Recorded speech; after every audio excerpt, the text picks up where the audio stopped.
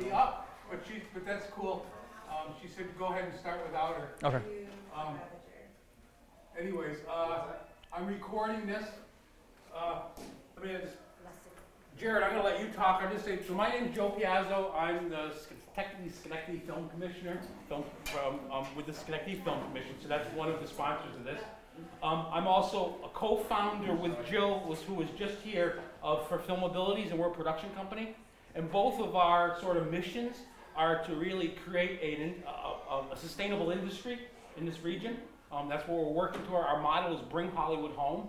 And part of that is to make movies with people from the capital region. That's kind of our goal, is not to go to Hollywood, but actually to bring Hollywood here. So part of it is to cast and create projects that are sustainable in this region, and also to help train crew and people, and it's all interconnected, because the more trained crew here, the better chance we get outside productions here, the more successful our internal productions are. So that's sort of one of our missions and goals. Also, my side has come on to sponsor these workshops, and I hope that this is the first, this is a 3-week kind of intensive workshop. Then I think we're gonna go to a once-a-month schedule, and we're gonna try to get film-oriented type workshops going on a regular basis.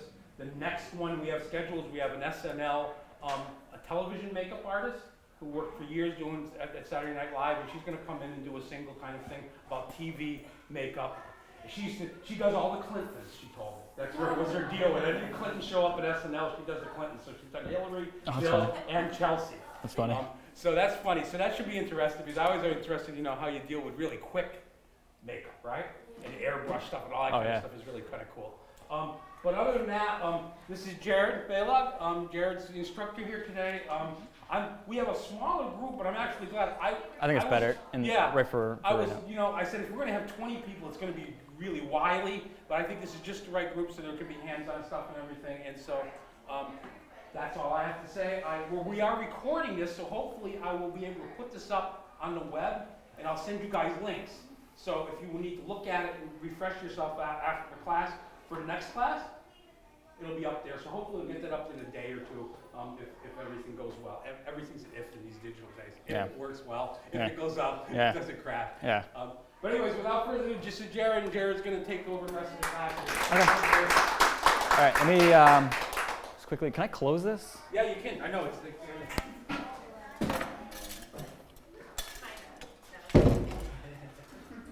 Okay, so what we're going to do today is we're going to cover, Olga's going to be our model, and we're going to do a face cast, and I'd like to go all the way to pulling a mold out of her face, a positive in stone.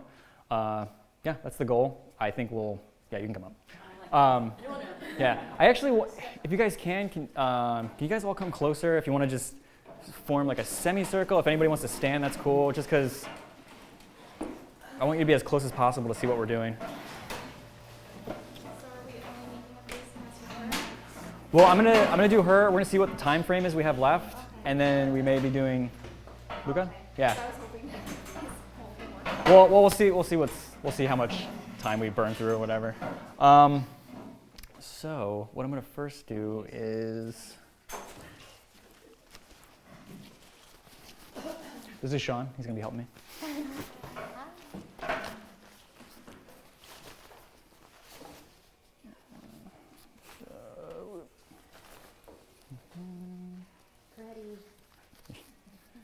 All right, good. And then what we're going to do you have a hair tie by chance? I do have a hair tie. Okay, yeah, I'd grab a hair tie, because we're going to pull your hair back and.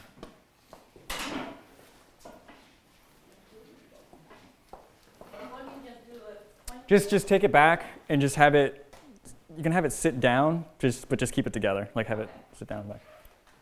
So I'm gonna put a bald cap on. It's not crucial for what we're doing to have it blend in and not have a line, and it doesn't have to look like she's gonna be bald. It's just to protect her hair for what we're doing. So this is.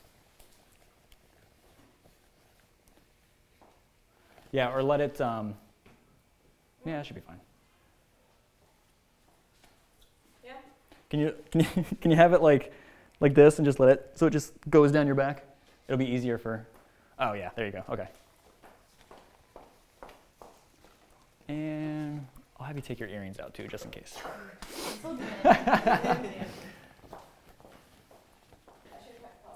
No, you're all good.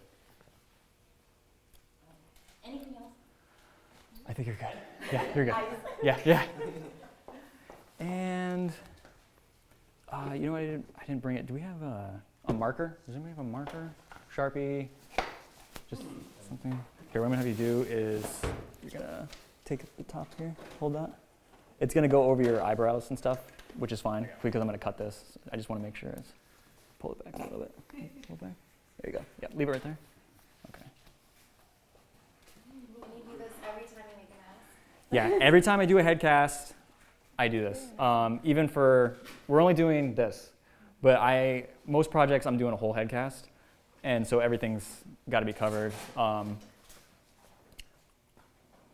Just marking this for, what I'm doing right now is I'm just marking this for hairline, because I do want to get it as close as possible to the hairline, because I think we're going to be using this. Do you have something to mark here? Joe and Jill is going to, yeah, we got a thingy. I have something off the van, but wait a minute. Oops.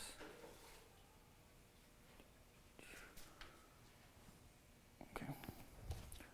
You hold it? All right, I'm going to take this back up again. Popping? There you go.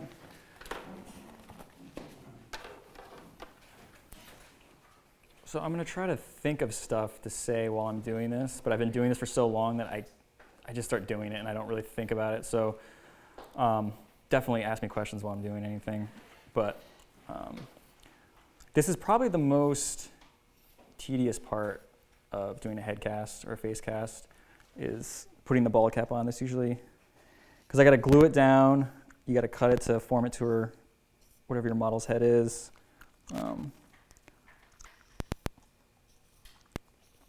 But it's essential because even though alginate will not adhere to hair that well, it still will be, it still will get a little stuck in there. I just did a head cast about a week ago, a full head cast, and the guy he's gonna shave his head for the actual film, but he shaved up to about, he's freaking out because he's balding already.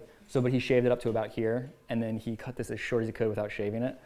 And he was just like, yeah, that's all I can do. I can't do it. Because I wanted it to be completely bald, so I didn't have to like go back in and sculpt out hair. Because hair will show up in the bust whenever you, and I just Vaseline the crap out of his hair that was there. And it still came out, but you want to cover, like Olga, there's no way we could do that with her. I mean, she would.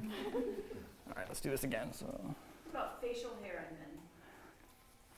Facial hair is, again, like you can get away with, like for his beard, I would just Vaseline the shit out of that thing. And then I would ask them, and especially depending on if it was like, if it was gonna be a prosthetic, I would ask, is this necessary? Like, is this gonna be shot with? Yeah.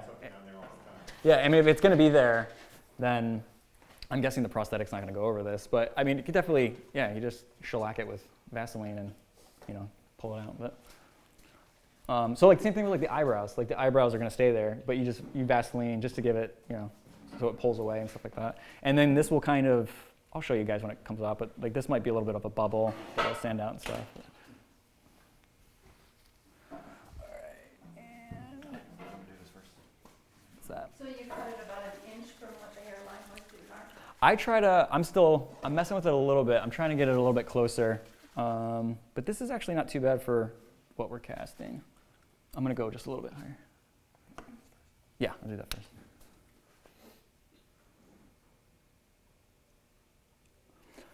So because we're doing like a half mask, this isn't necessary for, it's not a prosthetic.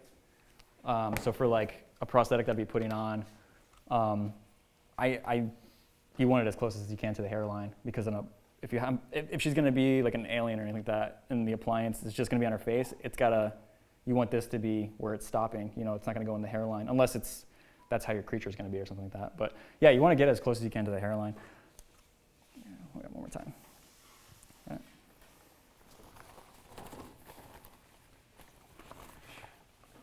And then for what I'm using, the materials, you can use, there's a really cheap way to do this without getting a bald cap or anything like that, which is using saran wrap.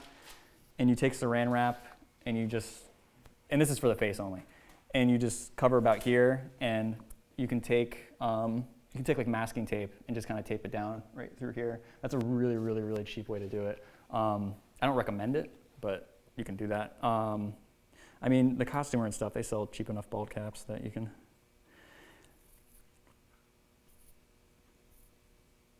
All right, almost there.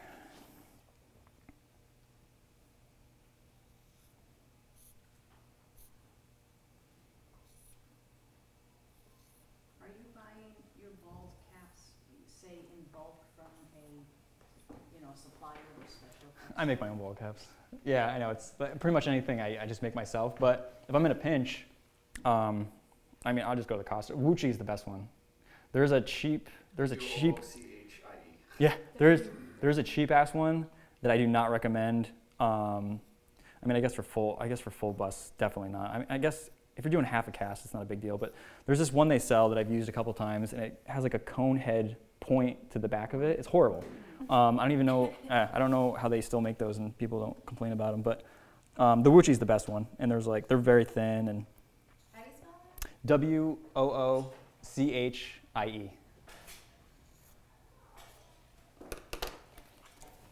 Okay, one more time. One more time.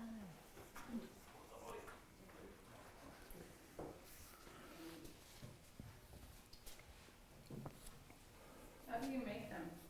The ball caps? Let's see, Alcone, A-L-C-O-N-E. It's another company that sells like all makeup, special effects stuff. And I don't remember off the top of my head what they're called. I think they're just called like plastic cap heads or something like that. They're red. And you stipple latex on it, and you do a couple layers, and then you powder it and pull it off, and you have a ball. That's what I use to make these. So It's a red form. yeah, it's a red plastic form. You Shape gotta, of a head. when you order them, I'm still looking online the best way to do it, but when you order them, whenever they made the mold, it was a 2-piece mold, and there's like a piece of plastic going down the middle, and you have to sand that down. I don't know why they sell them like that, but like, I don't use these bald caps for making people bald. I use them for movies. I use them for casting. That's the only thing I use them for. So I'm not too concerned. Like, see right now, you can see that line? I don't know if you can see that close enough. So, okay. So if you were doing a full head, that might show up if you did. Yeah, so if you wanted to make somebody look like they're bald, like that's, like in the film, they're gonna look like they're bald, not just putting a bald cap on somebody. I would not use that stuff because it's not gonna look right. About how expensive are those cap heads? I think they're under $30. Yeah, they're reasonable. Or you can just shave your head. Yeah. Nothing wrong with that. No. What is that you're putting on? This is, it's called DermaShield. This is not necessary at all. I'm just doing it because, so when you're putting on a bald cap, to glue it down, what you'll have access to probably is, what's that stuff? Spirit gum. And you can use spirit gum, that's fine. I use this heavy duty glue called Prozaide, P-R-O-S-A-I-D-E. And that stuff is what I use for foam latex appliances to glue everything down and stuff like that. It's not necessary, but I'm putting this on, it's DermaShield, to it'll pull this off easier, the glue wise. So it's for her. Thank you. Yeah. Because the Prozaide, you could have that stick onto something for hours. Yeah, it'll stay on for a long time. Fantastic.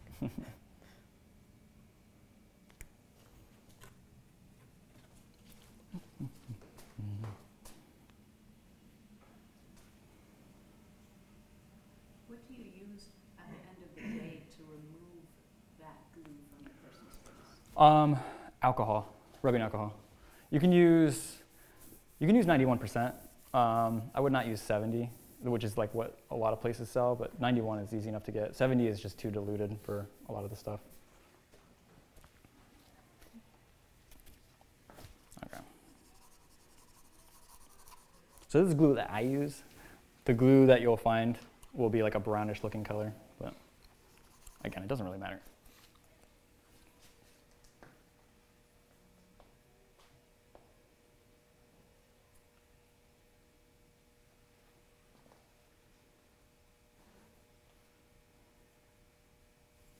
Thank you.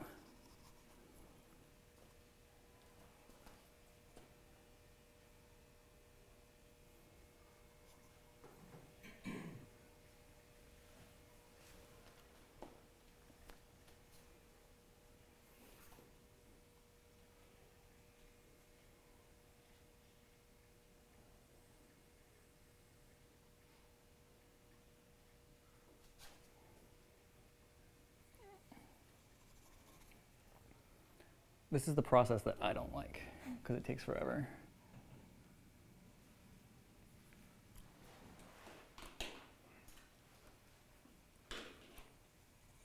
That's the glue that you're doing? Yeah, this is the glue that I'm doing. I'm just gluing down just so it doesn't pull off, or like when I start doing the alginate and I'm like kind of really getting in there, I don't want to push, and then the ball cap just slides back and then it's in her hair or whatever. So.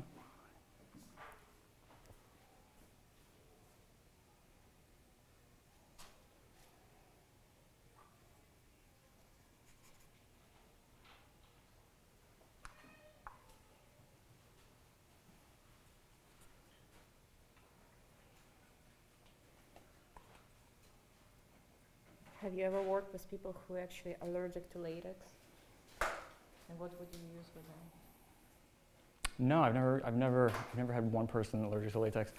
If they're allergic to latex, because this is a latex ball cap, there's from the same company, that Alcone company, you can get this stuff. I think it's called plastic ball cap material. I think that's what it is, and it stinks. It smells like nail polish, but it's a plastic material, and you don't have to worry about any.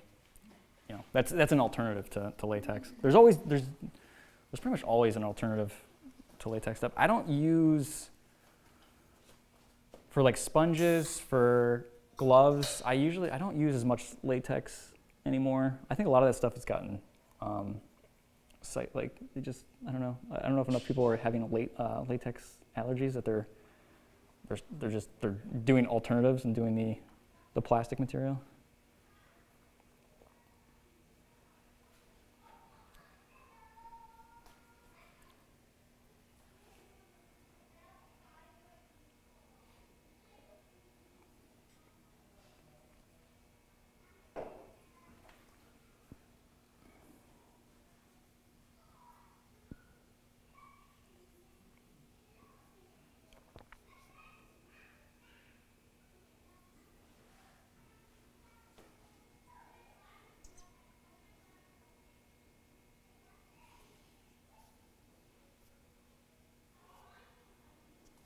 Now, if I was doing a full head cast of Olga, I would do the back half first.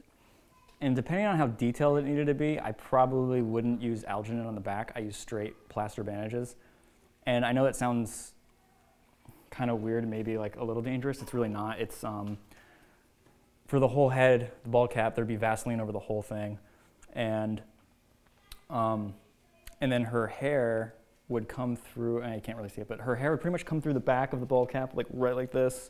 I'd cut a hole for it and have it come through, and then I would wrap that in saran wrap, and then I do a little masking tape around that, and then just the alginate or plaster bandages will go around that. And so when you pull it off, you have a hole, but you just cover it back up, and that's kind of how you get around. Having a giant lump in the back of the head, which distorts the bust if it needs to be pretty accurate for whatever it is that you're doing. Which is what I just did like a series of like 3 head casts, and I had like a mother and a daughter, and they had a ton of hair, and that was a pain in the ass.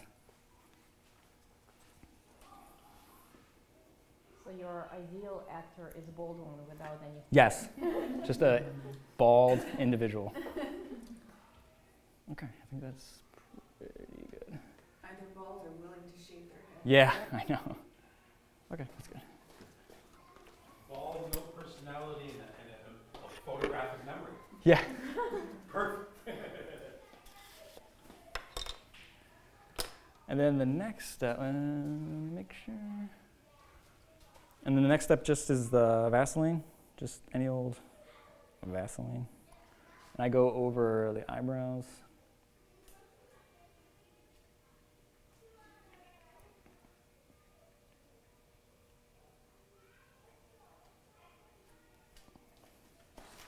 You can definitely get it in there. Like, don't be afraid to get it into the eyebrows. You just really I don't know, shellac it in there.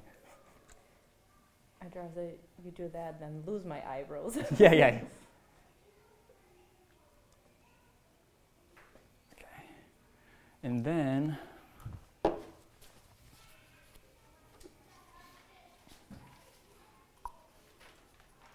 What is that? Vaseline. More Vaseline? Yeah, and so now I'm going over the bald cap.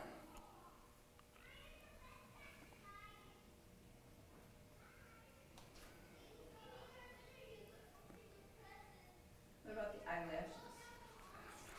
When she closes her eyes, I could put just a little bit on, but that usually is just, I've never had issues with that. It's just, there's such fine hairs, and like usually the alginate just sits kind of on top of it. And it pulls right off of it. Very good question, though. Mm-hmm, yeah. Now I'm worried.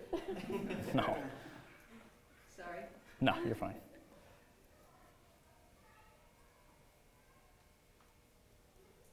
And if you look at the light, if you use the light, you can see where you're kind of missing, where the bald cap still has like some of the powder that you used to take it off, or if you don't, you can just see that it's kind of matted. So once it gets that sheen, then you know you got it pretty much covered.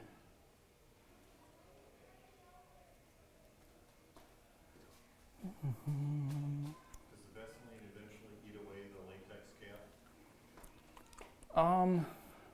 I don't know. I've never had it on long enough to even. I don't think so. I mean, maybe eventually, like, if it was on for days and it would eventually maybe do something to it.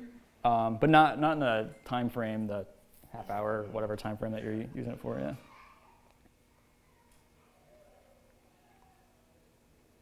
And I'm not going to do the whole head with Vaseline because I don't need to. I'm only doing to about here. But I'm going over enough so if it goes back a little bit.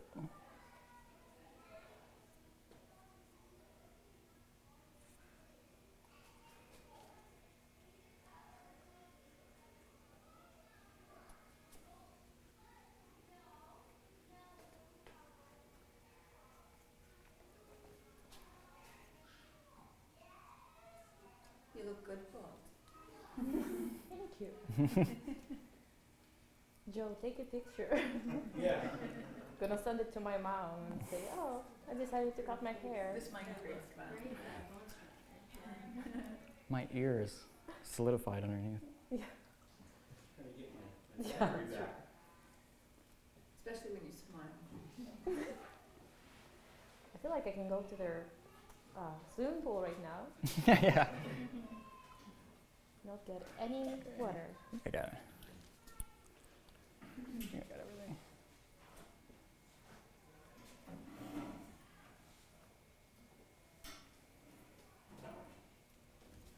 I think we're almost there.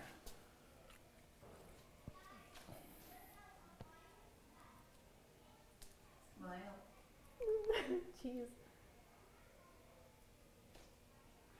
You are permanently enshrined with Willie Earhart in the background. So, Oh, so that's a great. You mean that guy over there? Yeah. Okay. You believe all those people. I'm amazed with the history of WGY.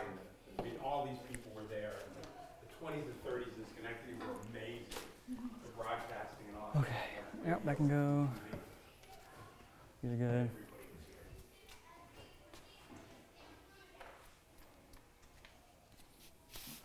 Okay, so we're about. See if I miss anything. All right, so we're gonna do the alginate now. I'm trying to think if if you guys want to stand up and get like as close. Like, I'm just gonna go. I just need just a little bit of this, but I really like you guys to see like some of the stuff. If you wanna sit right over here, if you don't. I really want you guys to see like what I have to do to get in through here. Do you have a bigger? Oh, here. Let's do this. Let's use this. We'll use this to make.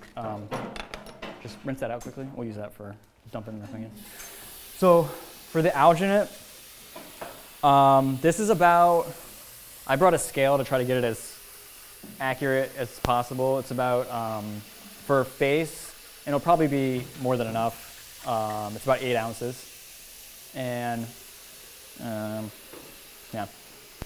The packages usually on them say how much working time, so like 590. This is 590, so you have 5 minutes working time at 90-degree water temperature. But they vary, so you got to make sure you gotta make sure. No, you can we'll dump it from that into this. Okay. So you got to make sure, just double check, make sure you know what you're using. What else? Can I just ask a stupid question? No, You mean 90 degrees temperature of the water? Yes. Okay. Yeah. No, you need to put this in the oven. No, yep, the water needs to be. And then, what else? I think that's pretty much. And then for this, I'm also going to show you when I mix up the plaster, but for alginate, you have your alginate in your bucket and you add water to it, not the other way around. And for plaster, you will add plaster to water. So keep that in mind. What if it's warmer than 90? What if it's like 115? It'll set up a lot faster. You don't have as much working time. 5 minutes is your working time before it gels, and like, you can't mess with it. It becomes that like kind of rubbery, soft material, and then you're done. It's kind of With that? stuff they put in a dentist if no one knows what it is. Yeah, if anybody's had their teeth cast at the dentist, it's the same stuff. Yeah. I've done those casts. My husband is dentist. Oh really? I polish them after. Let's see if I can show you. I guess it's okay if you guys don't. Let's bring it. It's spelled, What's that? the alginate. It's ALGINATE. Yep. So when I do this, I'm going to concentrate on her face, and I know I'm going to block you guys. I'm going to concentrate pretty much right in this area. And then Sean is going to kind of cover the top of the head. Oh, let's use a marker so I can show you where not to go past. Don't go past there. Can you do it piece by piece? What do you mean? Like, can you? Take this and do like the lower half of her face, and then after the 5 minutes are up, make another batch and do the top part of her face? If there's a way to, are you saying like if you get, if you just run out of time, or you get, there is a material that will adhere, because alginate will not stick to alginate once it's dry. Okay. I mean, if you work really fast, you can. I know I've done a cast and it was just setting up on me when I was like getting this the way I wanted, and I hurried up and I mixed another batch really quickly, and then I was able to finish that so it had enough thickness to it. So you can, but it'll peel off pretty easy. Like it won't. It really doesn't want to stick to it. You can. There is something I'd have to look it up. I haven't really done it myself, but there is something you can use to fuse it back together. Another Barty's not in here. There's another trick too that I think you can do if you got it kind of how you want it, and while it sets up, you can take cotton balls and have them kind of like torn up, and you can kind of stick them in there so the fibers are there, and then you can go and try to do another layer of alginate if you really need to. But it's again, that's like that's really tight, like within the time frame of what you're working. So you do want to kind of try to do it all. Yeah, you want it all at once, and yeah, and you can't piece it together. Like you can't cast this, and then pull this off and have it what it is, and then do this and pull it. Like you'll never get that back together. But So is it better to work with a partner so that you're working faster? if it's your first time, I definitely use a partner. I've done full head casts by myself. It sucks doing that. Like I usually have Sean come over and help me. But yeah, I mean I use 8-minute alginate set time, so I have a lot more time to work with it. But yeah. And how do you get 8 minutes? Colder water? Well, that's a good question. So you can. This is 590. So you got 5 minutes at 90 degrees working with this before it gels. The stuff I use is blue, and that's 8 minutes at. 8 minutes at 80 degrees. So it's 880. So you just look online and look, when you find the alginate, it usually shows you the different temps, and the first number is different alginate altogether. No, it's the same material. It's the same. I don't know why it's a different color, but it's the same material. Yeah.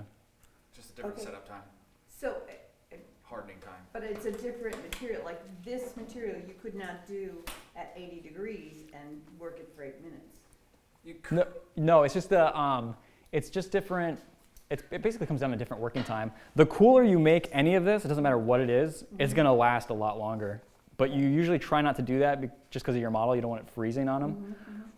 But the colder you make this, the more working time you're gonna have. So if you're a little bit nervous, so this is, you know, if you need more time than 5 minutes, just make it a little bit cooler, and you have more time to work. To really, you okay? Yes, mature. Do you want to bring it back so you're back to this? Because we're only doing the front, so I'm only needed to get right in here. I'm good. Okay, I'm good. okay. Just not gonna Um, do that again. And I'm trying to think what else that I was going to add to this. Yeah, I mean, it's pretty much for covering different alginate stuff that you got to do. All right. Ready? you wanna talk about the Hmm? nose and breathing or Oh, yeah. That was my next. Also, yeah, thanks.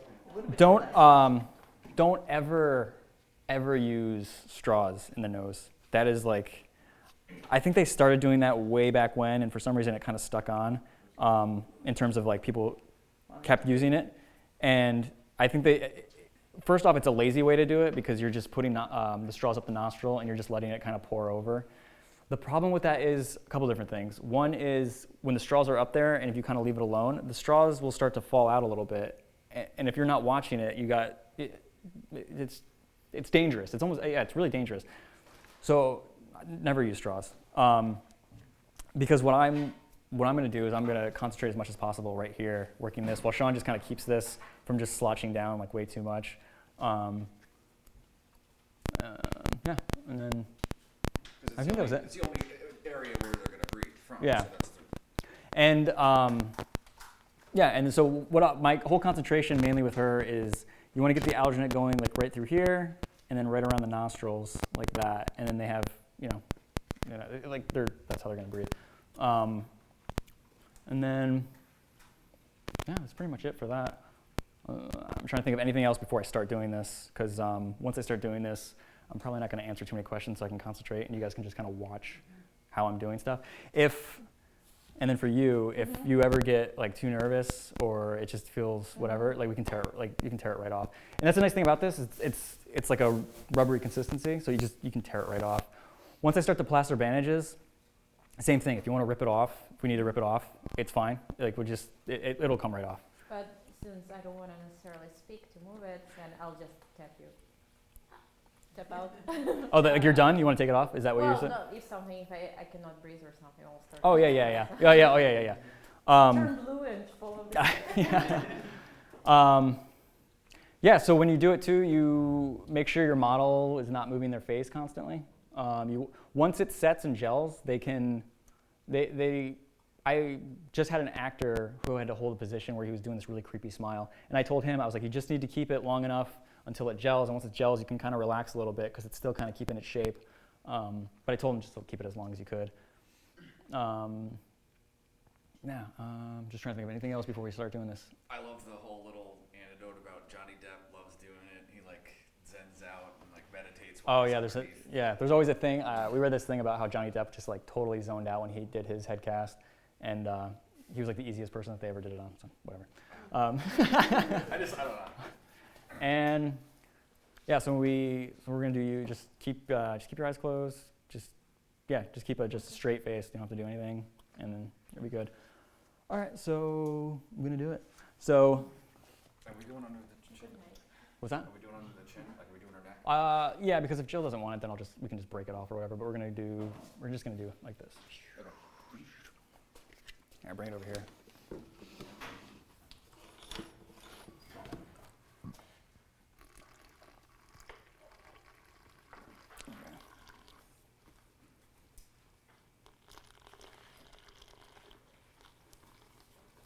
Okay, stop. Can you get dump a little bit out and get a little bit More? cooler? Just a little cooler.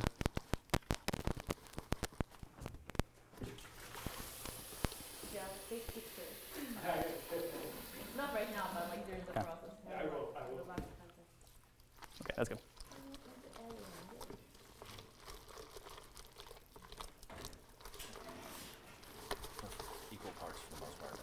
Yeah, here, a little bit more. Okay. A little bit more. Okay, that's a little bit. It's okay, I'll mix it in. I'll tell you something funny. I just got a text from Jill. She says, "Don't take pictures of all of our makeup." We're not gonna post them all over the world. No. Okay, that's good. So I don't know what you want to do in terms of, you can start at the top of the head, so. All right. Keep your eyes closed. Go into your eyes.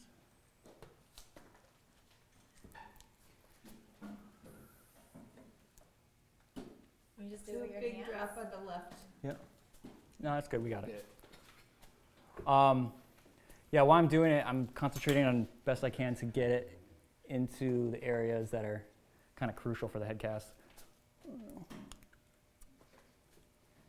Because the eyes, nose, and mouth are kind of, you really want to keep those the best you can. I'm going to go over your mouth here.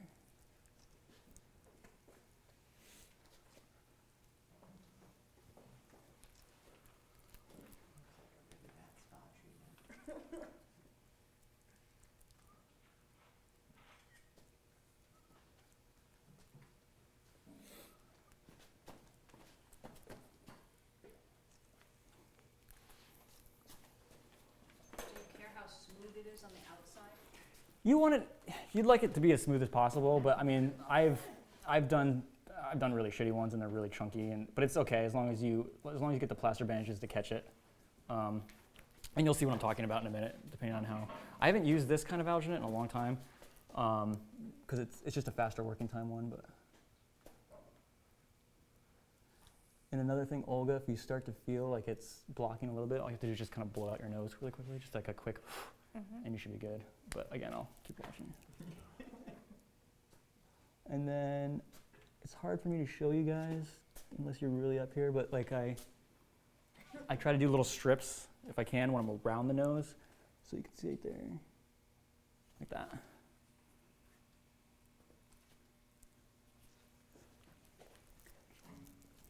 And sometimes it looks like it's covering things, and it really is not. You just got to keep getting up there and seeing what you're doing, where it's covering.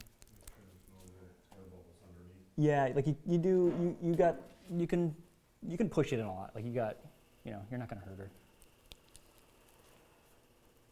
You just gotta be very delicate. Use your fingers. How thick should you make it? Like I think a good, inch? like a, I don't know, like a, not even a half inch. I'd say about, I don't know, like an eighth of an inch. So this is actually going, we have a lot more working time than I thought we were going to have. Can you feel it starting to like drop? You will feel it gelling when it's, okay, so it's starting to kick off a little bit. You're doing good, Olga. So right now it's starting to kick off a little bit. Do you guys Vaseline your hands before you start doing it? No, but that's a good idea. I didn't even think about that.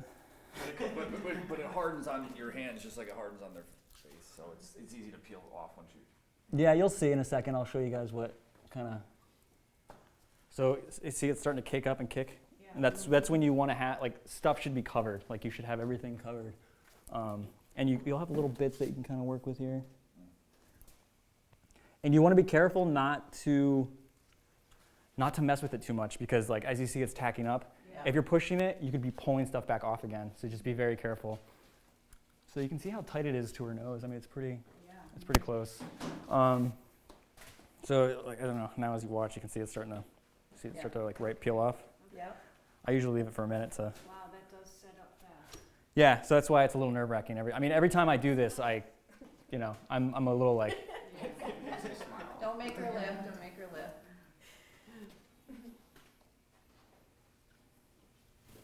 It's kind of creepy looking. It is a little No bit. eyes. A little bit. Sean, can you bring the? You got your hands off? You got your hands cleaned off at all? Whenever, just bring the bucket over here for the plaster bandages. So you doing okay? Mhm. You're good? Okay.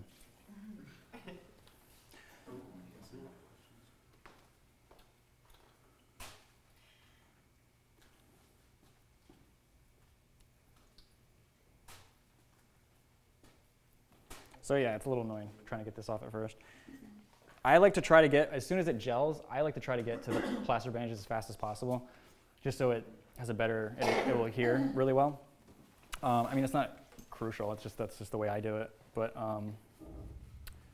so if you want to, you could wait longer and just really let it set and then just peel it all off, but I'm trying to go a little bit quicker. Less time if the person has to be. And another thing too, so once you take this off, this is drying. And when it's drying, it's shrinking. So keep that in mind that you do not have hours after this gets off to do stuff. Like once it's off, that's fine. And it's starting to shrink, it's gonna shrink. So keep that in mind. So, because you want the cast, especially if you're doing, it's not too crucial for what we're doing because we're doing these half masks, but if you're doing an appliance, you want this as accurate as possible to the person's face, because if I'm putting an appliance here and this shrank, this is not gonna match to how I thought it was gonna match. So you gotta keep that in mind. I need a paper towel. Yeah, and again, like I'm not saying you have minutes. You got like a good, you got a good half hour if you need to start, clean a little bit of stuff up and yeah, oh yeah, and another trick too is like if you need like a little bit more time than that, just get a bunch of wet paper towels and just lay them in, and the water will help keep the moisture in there. And the crazy thing too is like, you guys will notice if you end up doing it, you guys end up just doing this by yourselves and different things. If you throw it in the garbage, because I have a big bin I throw all this stuff in, it will stay fairly moist, like you will still see it rubbery and stuff like that. It's unusable, but it does last a long time. It's just your amount of working time for detail and what you want to do is not a long time. So if that makes sense, hopefully that makes sense. So how long do you leave it on the model? Until stuff is dry. So I need my gloves. So literally as soon as these plaster bandages are hardened and dried, you pull it off. And the plaster bandages are only there just to cradle this. Because if I was just to pull this off right now, yeah, it'd be a nice cast of her face, but it's all rubbery. There's nothing to put it in. It doesn't keep a shape. So the plaster bandages are there to keep the shape, to cradle it. And okay. So those bandages already So for the plaster bandages here, now that we're getting into these, Already incorporate plaster, so you just wet them? yeah, so these already have the plaster in them, so you don't have to add anything or anything. You just dip them in, I'd say warm water, and then you start going. And when you do them, here, I'll show an example in 2 seconds.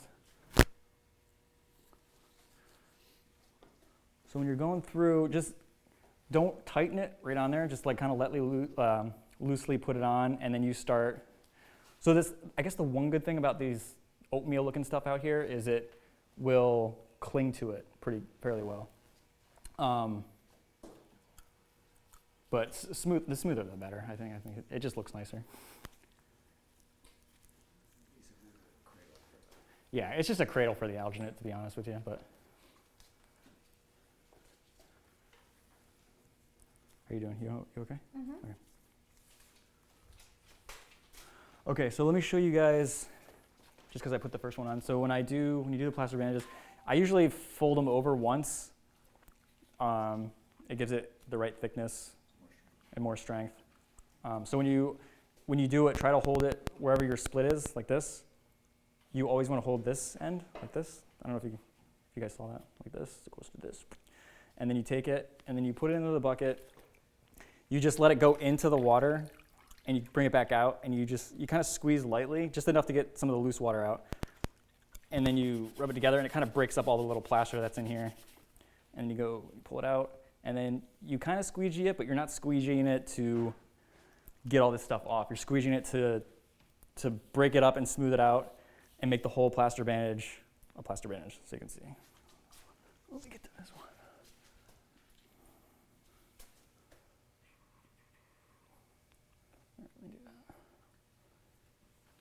Another this size? What's that? Another the same size?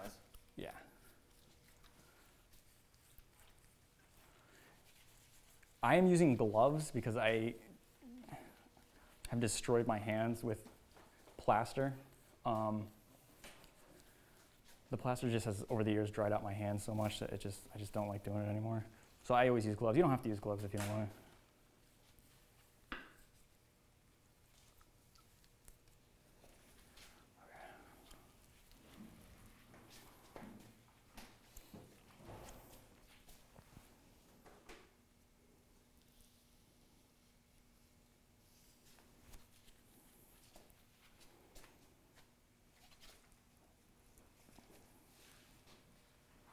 Size, you want it at the same size or smaller? No, no smaller ones now, because these are just going to be the fillers.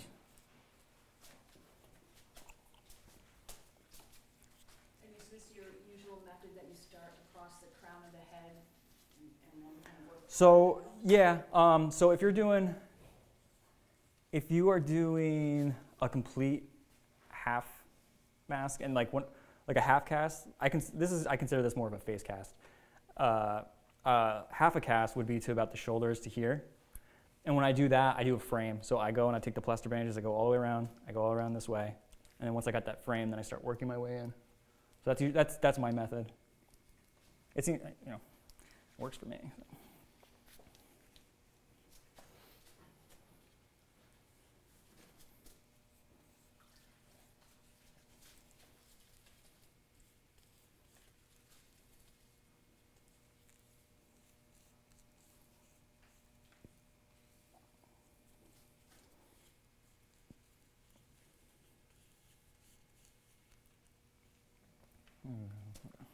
We're just seeing what we have left.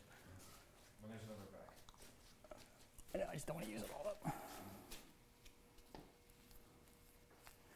Now they have different kind of setting plaster bandages as well. I always say go with the fastest setting, just so this isn't staying on for as long as possible. I didn't look at what the setting was on these, but I didn't either when I bought them, so. what's that? I didn't either when I bought them. Yeah, I know. So hopefully it's not like 2 days. No. These are really good. These are really good plaster bandages, so they should be fine. The ones that I usually use are like wicked fast. Like you put it on in about a minute after you put it on, it pretty much hardens. And then again, I'm just feeling for any like grooves, and you want to make sure that the plaster bandages gets into the grooves, because if it doesn't, and you put the plaster in there, and the plaster is like it's heavy, it's going to push out those different spots that didn't have enough. And I know a little bit of it. I can show you a trick to make sure that doesn't happen, even if you do have little air pockets. But you best you can try to avoid that.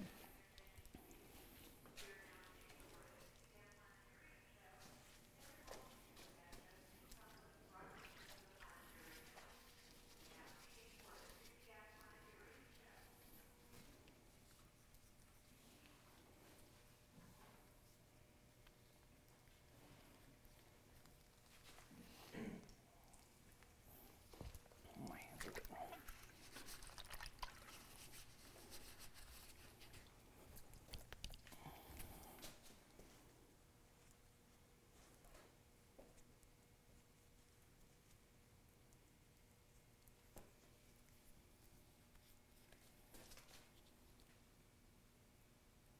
All right, again, I'm just making sure all the little pockets are filled in.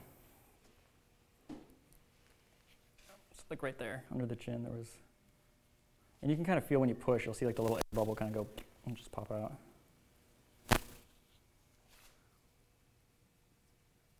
Okay.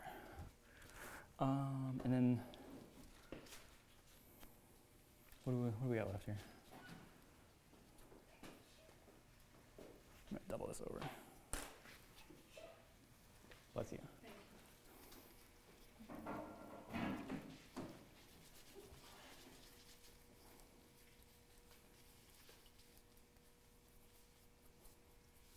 And again, I'm just overlapping, making sure any piece that I put over, once I get in, is kind of overlapping the other. Again, I don't know if you guys can see that. There's like a little pocket. Okay. How much bandages, how many do you need, or how You know, I calculated that out, and I don't know off the top of my head. Joe, you don't remember what I sent you, do you? Because I had the, you said that, well, we bought. it was 2 packages for 1 head, wasn't it? Two rolls did 1 head. I think so, yeah. Was it? Did you only I undo didn't one? realize actually it was that much. Why only Was it? one? You only did 1. Yeah, I think I told Jill it was 2 rolls can do 1 face or whatever. But I mean, we're almost got 1 roll that would work. I might have to just dip into that other one just for just a few spots. Okay, now I'm getting closer here. And then really, really tiny. Those bandages are probably, you can get those probably well for you. Don't get them at the craft store. Do not get those. I don't even know what those are. They're single ones, and I can't remember what I think they're cheapo looking plaster faces kind of casts, and they look just like these. They're horrible. They don't set up. I don't know don't use those. If you want to use Johnson & Johnson, any special effects website you go on, those are the ones you want to use. I don't know what it is about those bandages. They suck, and they just don't set up the way they're supposed to. Are they different from what you might get in like a drugstore? They sell plaster bandages at a drugstore? I don't know if they do or not. Yeah. Sounds like I wouldn't risk it. I wouldn't do that. Yeah, surgical. Yeah. And then for this, over her nose, I'm going just over the bridge like this. And this will keep the shape. Is that all we have? Just break open. I only need a couple more strands. Like small enough. Yeah. Well, I'm going to go through and touch this and see what's still thin. But just go through. How many Make caps sure. will you be able to make from this mold when it's done? Usually just 1. Just one? If you're, no, you can split that into a couple. You can split that in half and then give me those 2 different ones. Yeah, you pretty much got 1 off. If this was, the only way you can do multiple casts out of something is if it's silicone. You can do, instead of the alginate, you do silicone. And silicone, you can, I don't know, it's the same thing. You just kind of brush it on stuff. And you do the same thing with the jacket. You have the same jacket, plaster jacket. But once you pull that off, silicone, it's reusable. It doesn't shrink. It doesn't do anything. And you can put whatever you want in there, plaster. Mhm. If you want to melt clay, you can put clay in there and make a clay press of somebody's face.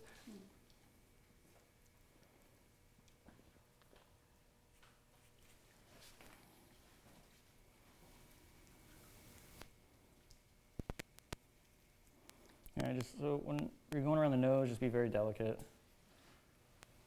You mentioned Alcone. I know they make like a 3rd degree, their silicone. Would you cover a face with that? Would you?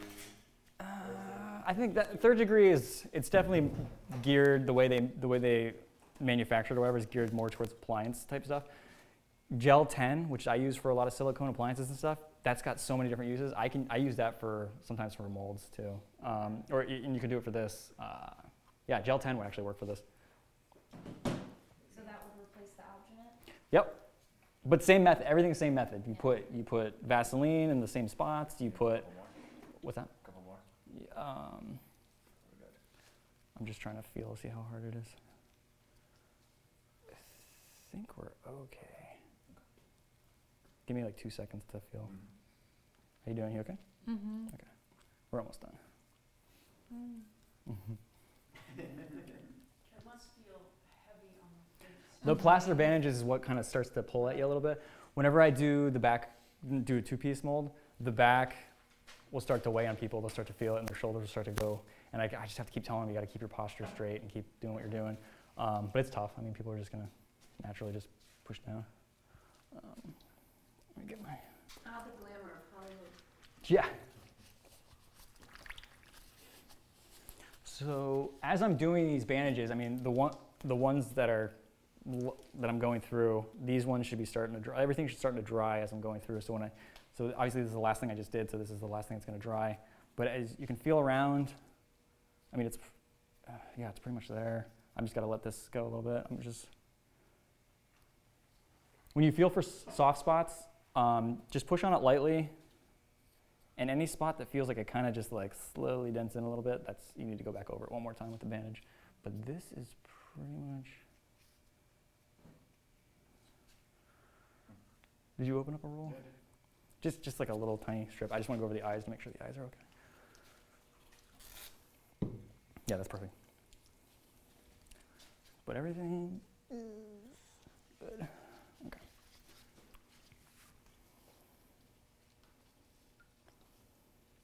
Okay, that's good.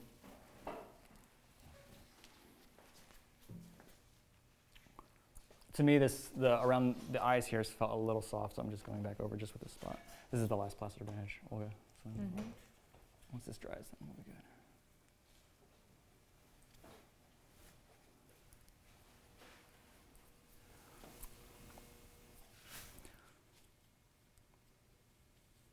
And if you're putting something like, if you're putting plaster in like a whole head cast, sometimes what I'll do is, which is really cool, and I pretty much did it with the bridge here. You just take a long strand and you kind of make it into like a little bit of a spaghetti piece, and you just lay it like this, and it keeps like a nice brace. It's like a really hard brace, so like if you're putting plaster in here, plaster is really heavy and it'll start to push.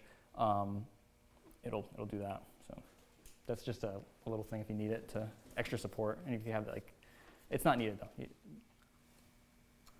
Okay. We're good on the plaster bandages. All right, almost done.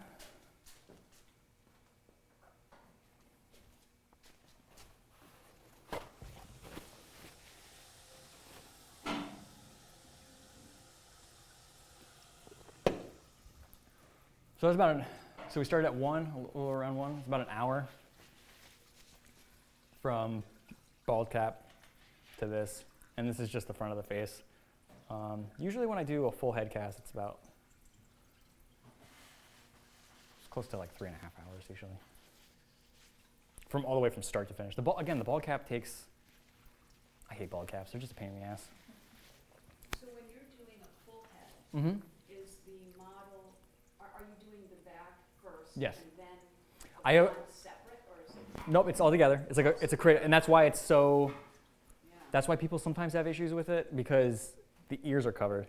And the ears, people are usually pretty good with not being able to see, but once your ears are covered, I mean, you're in like all your senses are gone. So if you're claustrophobic, it's gonna be a little difficult. I'll throw music on. Like if somebody has a certain type of music they want to listen to, I'll throw that on for them.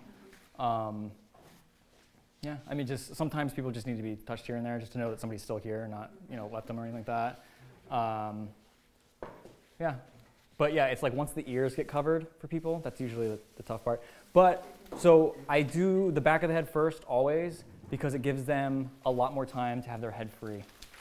So that's just the way I do it. If I need a lot of detail on the front and the back of the head, I'll do the same process, like first on the back head with alginate, then plaster bandages. And then obviously you got all this crap that's kind of peeling here. I take like a butter knife or something and just go through and make a nice clean cut, pull that off. I'll Vaseline all of this. Just think of this on the other side of the head. I'll Vaseline all of this, and then I'll mix up the alginate like normal, put it over. It'll overlap maybe about a 1/2 inch. And then, I'm sorry, I'm burping. And then that's what, that's how you would do it. You'd have a cradle for it. Okay, I think we're...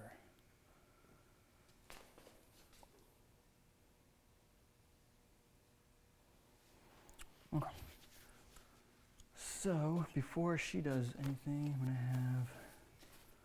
I'll have like a little, I don't have a butter knife with me, but which is what I wanted. So what I'm doing right now is, we're gonna take it off here in just a second, just wait though. I'm just slowly lifting up the excess alginate that the plaster bandages didn't get over, and just kind of lifting it up a little bit just to get some room.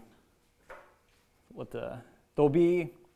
go to take this off, usually there's a little bit of a suction that you're dealing with, like trapped air, so you get a little bit of a suction thing, but I'll show you in a second. Okay, yeah, yep. So we're doing the wet paper towel things for the alginate phase just because we're gonna need a little bit of time to clean up, and I can explain things a little bit too while we're going. So.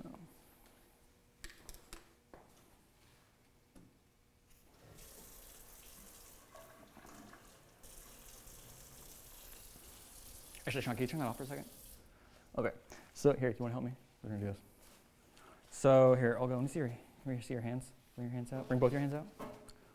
So what I'm gonna have her do is, before we do this, I'm gonna have her. She's gonna sit forward. Don't do it yet. And when she sits forward, you're gonna hold this, but don't do it yet. I'm trying to explain it to them. And then when you go, she's gonna lean down like this, and I'm gonna have her scrunch her face, twist it, and that's what's kind of releasing the air in there a little bit. And then we should be able to, just smoothly pull right out. So what I have you do is kind of lean forward. I know this chair sucks. You good? You still good? You still good? You still good? So lean over as much as you can. You good? Right there? Okay, so now hold. Don't pull, just hold. And now we're gonna slowly pull at this a little bit. Squish your face. Yep, you good? Here, let me put my foot on the chair. Squish your face. There you go. And then, Oh, you okay? my You good? Yeah. You okay? Yes. You good? Use my sunglasses. Yeah. It was so nice inside. Yeah. So let me go around and show you guys quickly. Here, did you see it? Oh, wow. So it's pretty good. And then there's usually What? always, It's not my eyelashes, is it? did you have makeup on?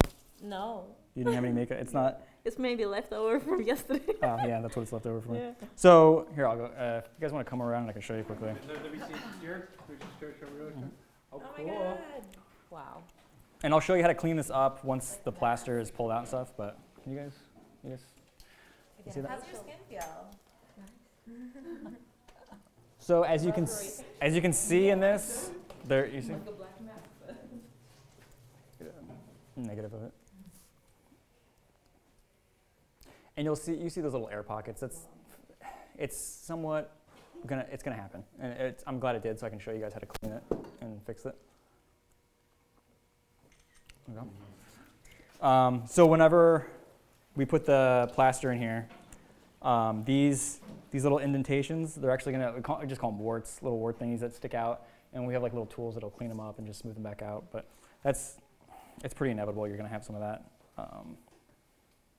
So that's that. So okay, let's put this in here. I'm gonna help her. Don't worry about that. Oh wait a second. We need to put this.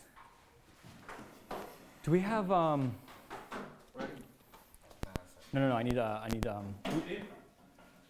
Do we have any like rags or any? Paper towels. Okay. Real towels there someplace. That's fine. So, You want like a real towel? because I need to create. Oh yeah, that won't work. Okay. Just a cradle. Yep. And then I got a bigger one too in case Olga wants it. Should be okay. Where is that? Where is it? Okay. I really don't want to. I mean, I guess you can hold it for now. I'm just trying to be careful.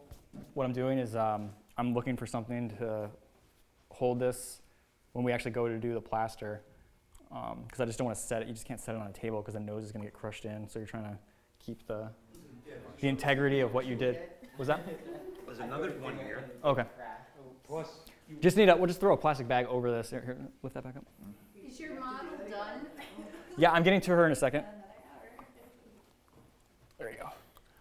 So, yeah, this should just because of natural oils and so that just pulls right off.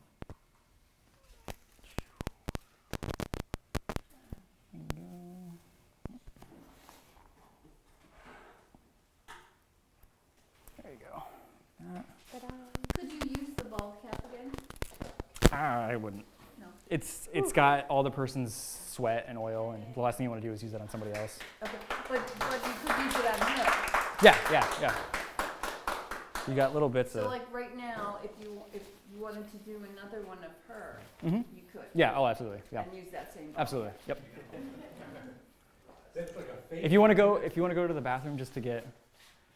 Do we have soap in here? You could just do a little bit of soap. Just a little bit of soap and water. Just Okay. but it's not sticky, so. Okay. I'll try to find a better. Oh, Lord.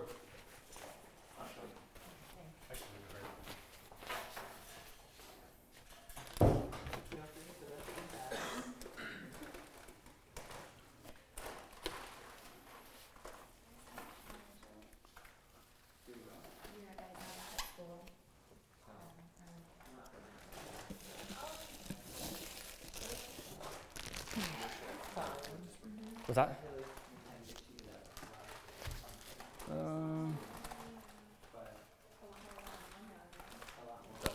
I'm just trying to see the best place to do this for these guys. Do we have a big enough? Yeah, there's another one of these. Scoop. Just a scooper. You could use one of these. Yeah. Okay. There were 3 for my court, and then the court raised a couple months ago, there were 4. So next thing I'm doing is, you can, if you want to, you can take plaster bandages again and go over where the nostrils are. I just take wet clay and just kind of lightly press just to cover it. And I'm only doing that just so the plaster doesn't pour out of this area.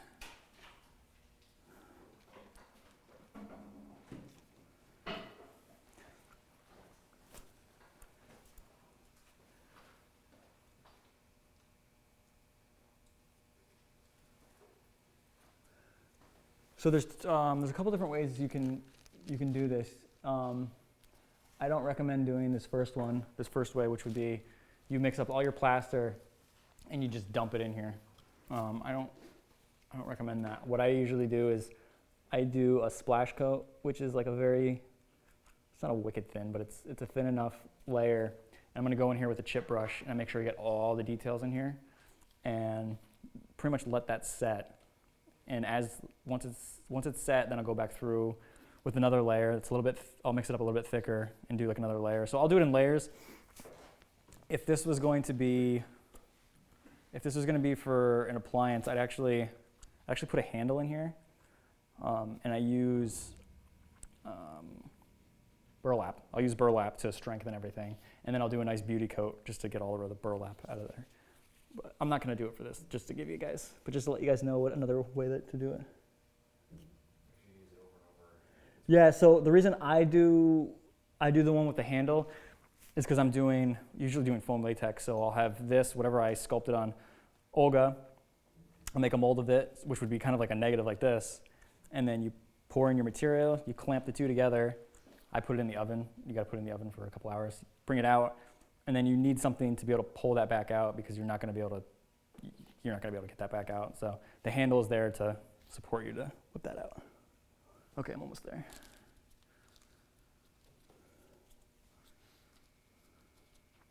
Can you grab another plastic bag or something? I don't want to get these towels all plastered up because I'm just gonna put them.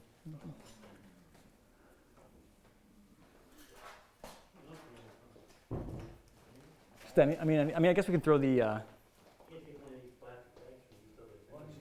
yeah, there's some plastic wrap. Okay. The most annoying, the stuff that stains the most is the plaster. Usually the alginate, like there's alginate here that'll pick that up really easy. Plaster is just like, it's a nightmare. My entire basement is covered and there's no way I gotta paint over it. The paper towel inside is to keep it moist and prevent it from shrinking. Yeah, you can leave it in there for a while. It'll no matter what, it'll start shrinking. But this helps it for a little bit. It gives you a little bit more working time. I'm not exactly sure how much because I usually just go right to it and start doing it. Okay. Yeah. So.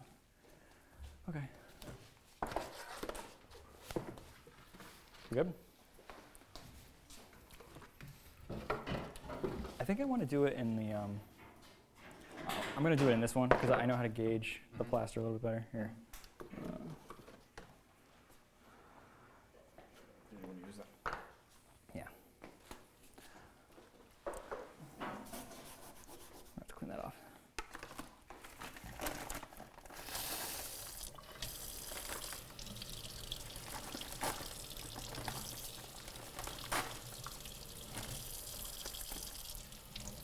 So for this too, same thing. Warmer you go, faster everything sets up.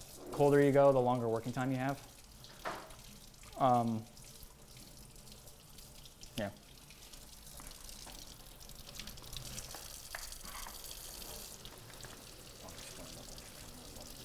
Yeah.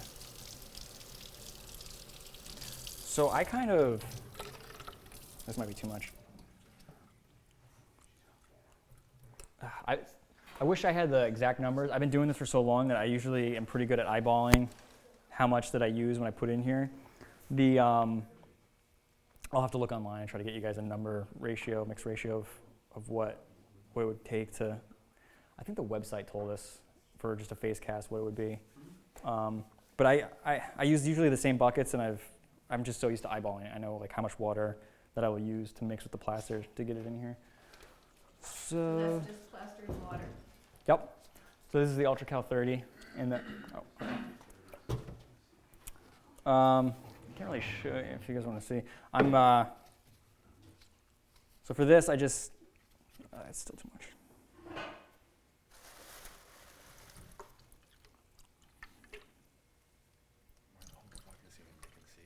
What's that?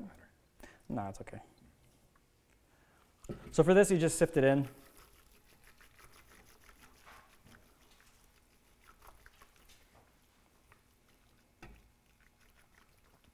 I try not to glop it in, just because it mixes in better whenever you just kind of sift it. Here. What's that? Yeah.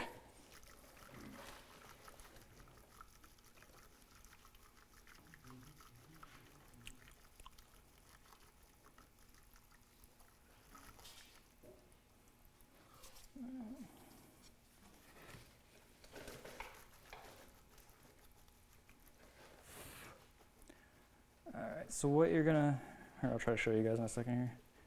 As you're adding it, you'll start to see the plaster kind of sit there. It's slowly starting to sink into it, which means it's starting to mix. You're starting to get a good mix ratio here. I'll start doing it again. So,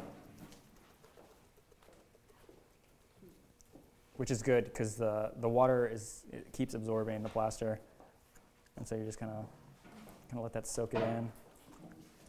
Let me keep adding.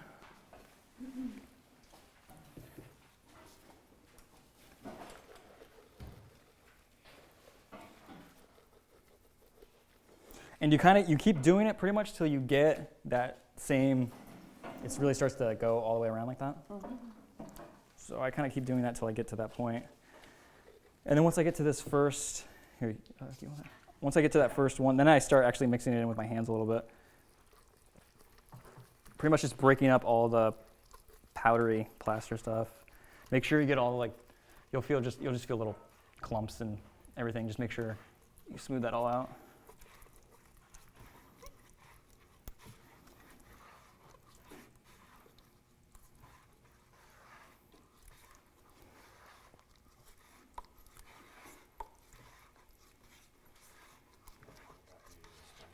What's that?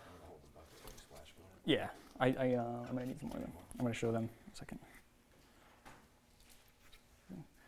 So I've mixed that river bed of stuff I just showed you. I mixed that in, so it's got a good mixture to it. So now I'm doing it again, and you see how it's just sitting on top now, and you can see it's starting to soak that in. That's what you want, and that's how you know you're getting like a really good mixture. And I'll show you what the consistency will be in a second when I'm ready. Just keep doing that. I think I'm almost ready.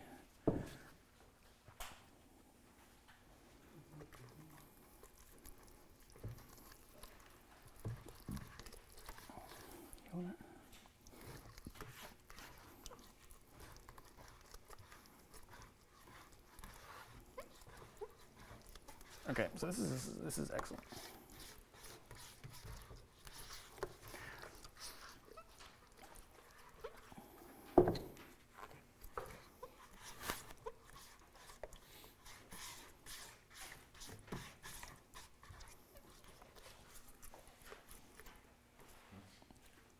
You grab me a paper towel.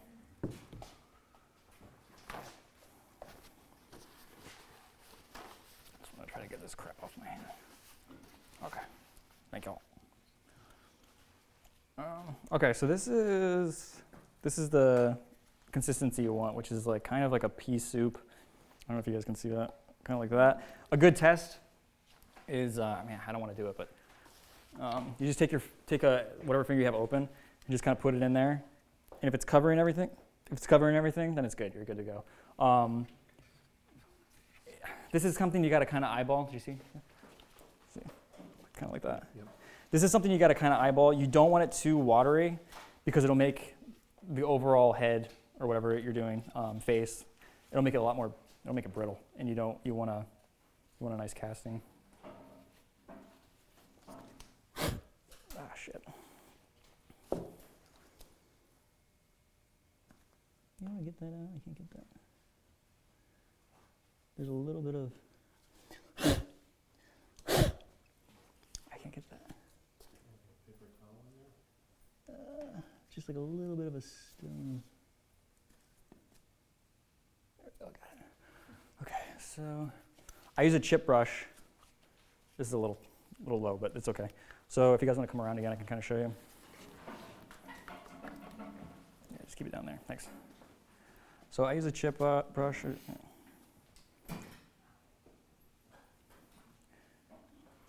Now you could slop this in here, and the reason I don't recommend that is because you have a better chance of causing more air bubbles. Yeah, this brush sucks. I should have got a longer one. All right, I'm just gonna use my hand. So you just go in, just brush it through. You want to be somewhat gentle, not too rough. I usually concentrate on the nose, eyes, and mouth because those are usually crucial areas. You're okay.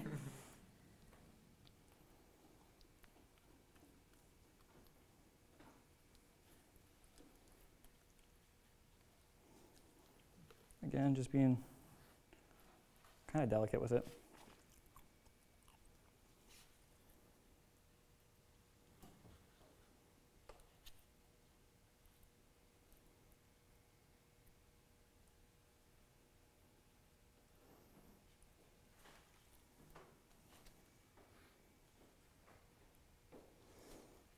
I usually like doing a chip brush because I know I'm I can kind of push it in there and still not damage it. With my hand, I just get a little bit nervous. I'm going to be too heavy-handed with it.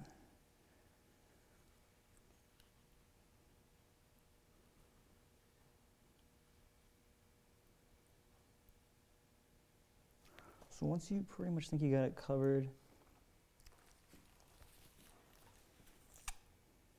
then I'll just start slowly kind of going along the edge and just kind of let it drip down, which is totally fine.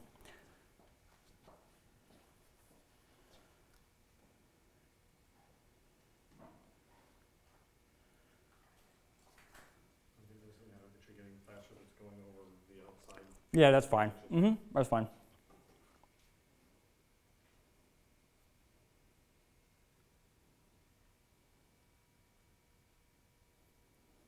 And again, I use gloves because my hands have gotten messed up from, not messed up, but my hands they just get worn out really fast now from doing this for so long. The between the water and the plaster, they do a number. Oops.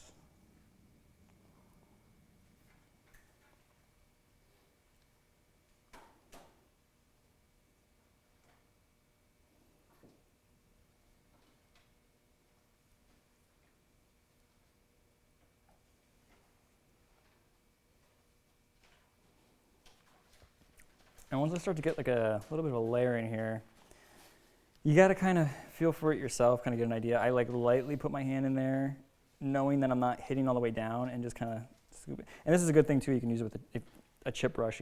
Will help with that a little bit. But you can. I'd probably recommend doing it with your hands first, just so you can get a better feel for it.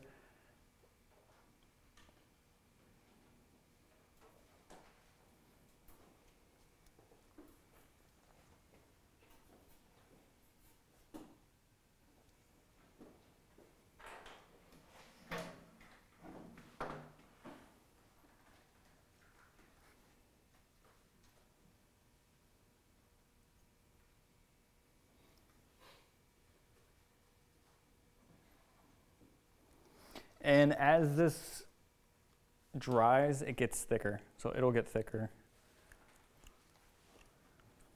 The cooler you go with it, even when it gets thicker, you still have a decent amount of working time, but it's an indication that it is starting to set up a little bit. When you use warm water, when you're getting to this last little bit and it's thickened up quite a bit, it kicks off really fast. So you'll go from like having enough, it'll be like a nice thick, almost paste that you're able to go, and like you got like 2 seconds and it just goes right to being hard and you can't mess with it anymore. So that's what happens when you use like the really warmer water. Room temperature water I think is perfect for plaster.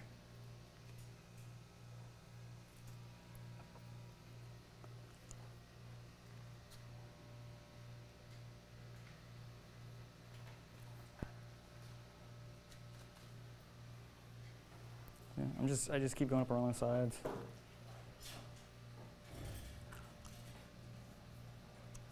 They call this a splash coat. What I would do for this, so if this is like dried right now, it's fine. It's really not that big of a deal. If this is going to be a straight appliance, what I would do from here is where I'd get the plaster bandage, the burlap. Yeah, I take strips of burlap and I'd put them in here. And it's okay that this dried a little bit because it takes, for it to completely solidify and get hard, even though it sets up, you still have a little bit of time before it does that. So it's still kind of a little moist. And you can just take some water and put it back in there, like a light little bit, and then you'll start dipping in your burlap and kind of doing it like plaster bandages, like you do like strips in here. And that's when I'd put a handle in and I'd do strips around. And then when that sets, you still have like the burlap kind of showing through. And then you mix up a nice, another like smaller batch, and that's when you do it so it's smooth and it's a nice, they just call it a beauty coat. Hopefully that made somewhat sense. And you do the burlap only around the edges or all the way down? You can do it all the way around, yep. So just do like a whole layer, almost just like a face, but the opposite side.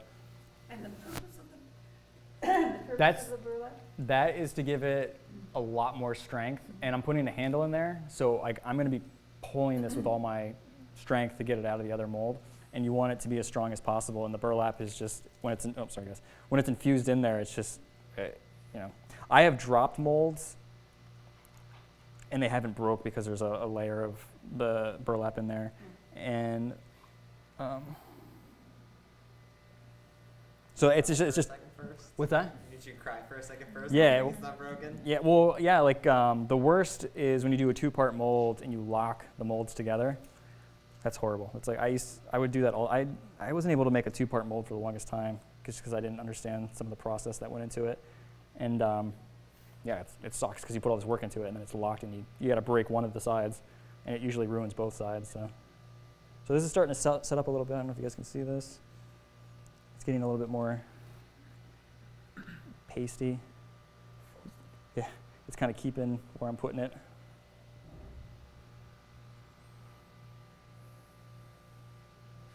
And I'm trying to do I didn't have to do it like this, but I'm trying to do a thinner layer because I could have put more plaster bandages on the nose area, and that would have helped from this possibly getting too heavy and then going down and crushing the nose.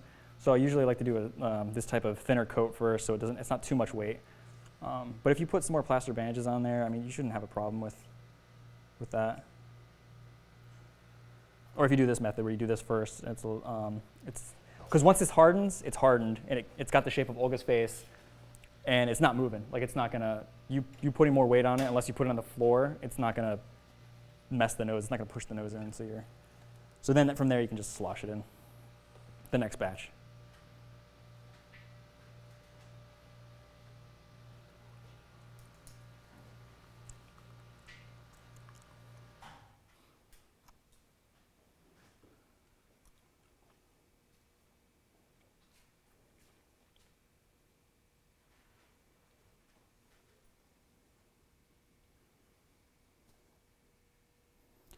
So this is like kind of tedious.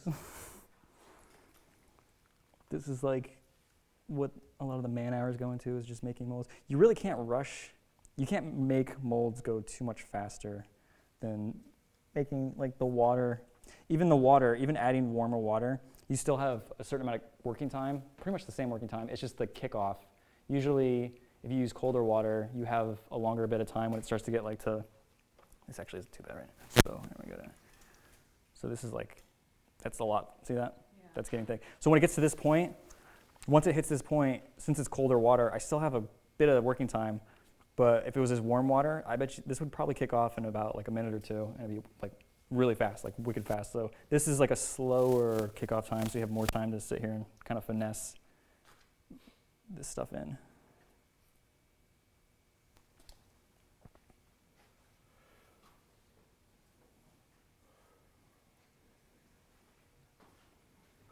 And I'm like a little bit of the wet, a little bit of the stuff that's pooling, I'm bringing it up just a little bit.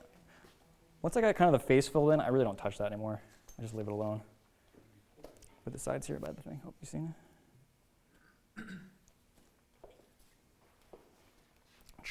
You gotta try your best to get an even coating all the way around. Again, because it's a splash coat, and I'm gonna do another coat over this. It's not like, as long as I'm not seeing this yellowish color through any of this, I think you'll be okay. You'll be okay.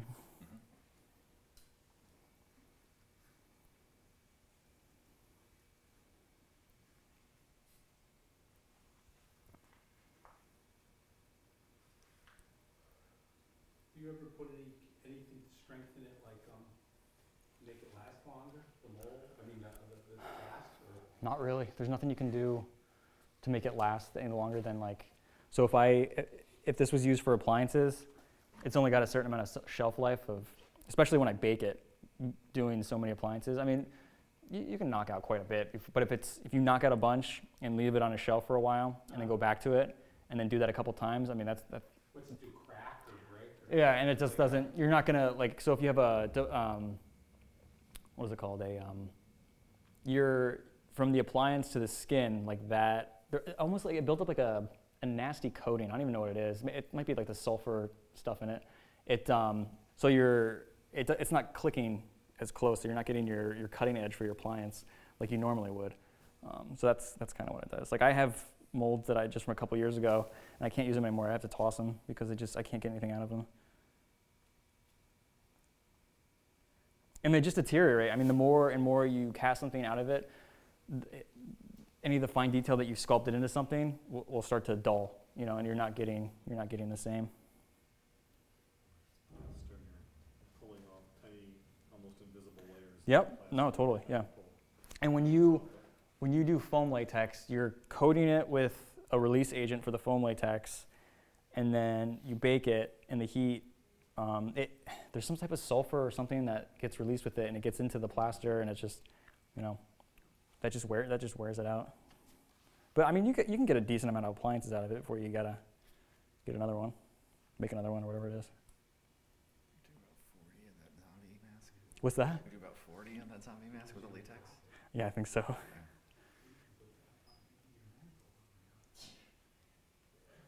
So you can see this is like, see how this is going again? Yeah. And this probably would have kicked off already if I used warmer water. But it's thickening up, which is good, and it's giving me, I'm almost sculpting it now into the spots that I want, and it's giving me a decent layer all the way around. Almost an icing consistency. Exactly. Yep.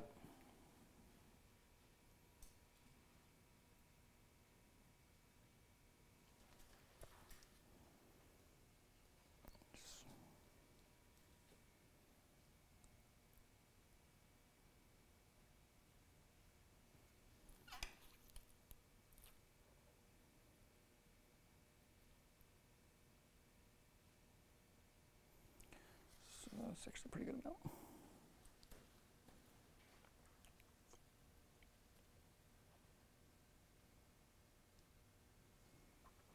All right, I'm almost to the end of the bucket here.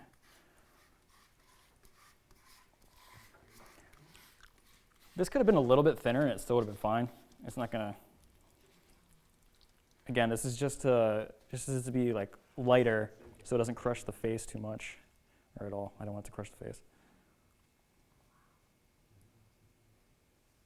So as you can see, it keeps sticking up.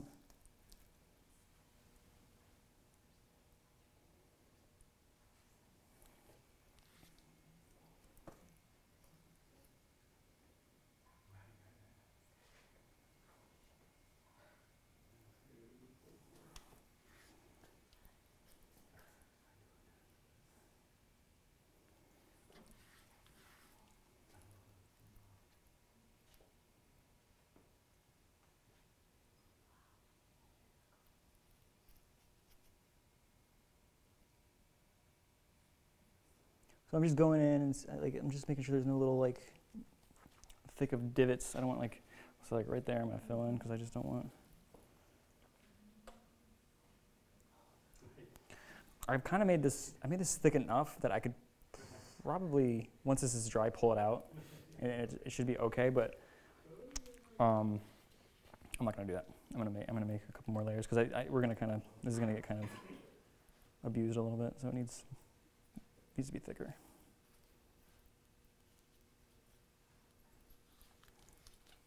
It does take a while. I mean, It's ridiculous. You can't rush I can't. any I, like, steps that you've shown. Yeah, I mean, so like when I budget my time out for a project, I pretty much it doesn't. If I'm making a 2-piece mold, it's gonna take me 4 hours. It doesn't matter. It's just gonna take me 4 hours. I can't rush it anymore. I can maybe cut off like a half hour if I make the water a little bit warmer, but even then, you can't do much. Okay, so this is starting to set to the point where I don't want to mess with it too much because I'll push it, but when it gets to this consistency, like this, I still try to find a couple more spots, but I'll show you here. I'll leave it like this. I'll leave like these little chunky areas. And what you can do is, do you hold this? When you get a spot like that, so you're not pushing it and crunching it, which could ruin the inside of what you have, you just take some water and just lightly dab, and it'll smooth it out. Boop. Just gonna smooth it out. Just a way to be delicate with it. So like right here, smooth.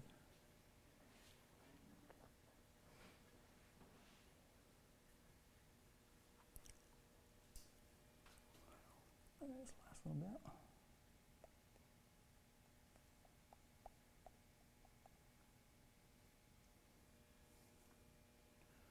All right. So I'm gonna this is where I walk away from it, because again, if I try pushing something, it'll affect like where her face is. So this is where I kind of let it kind of sit. Hold on. I just see one more spot. I'm gonna that water again.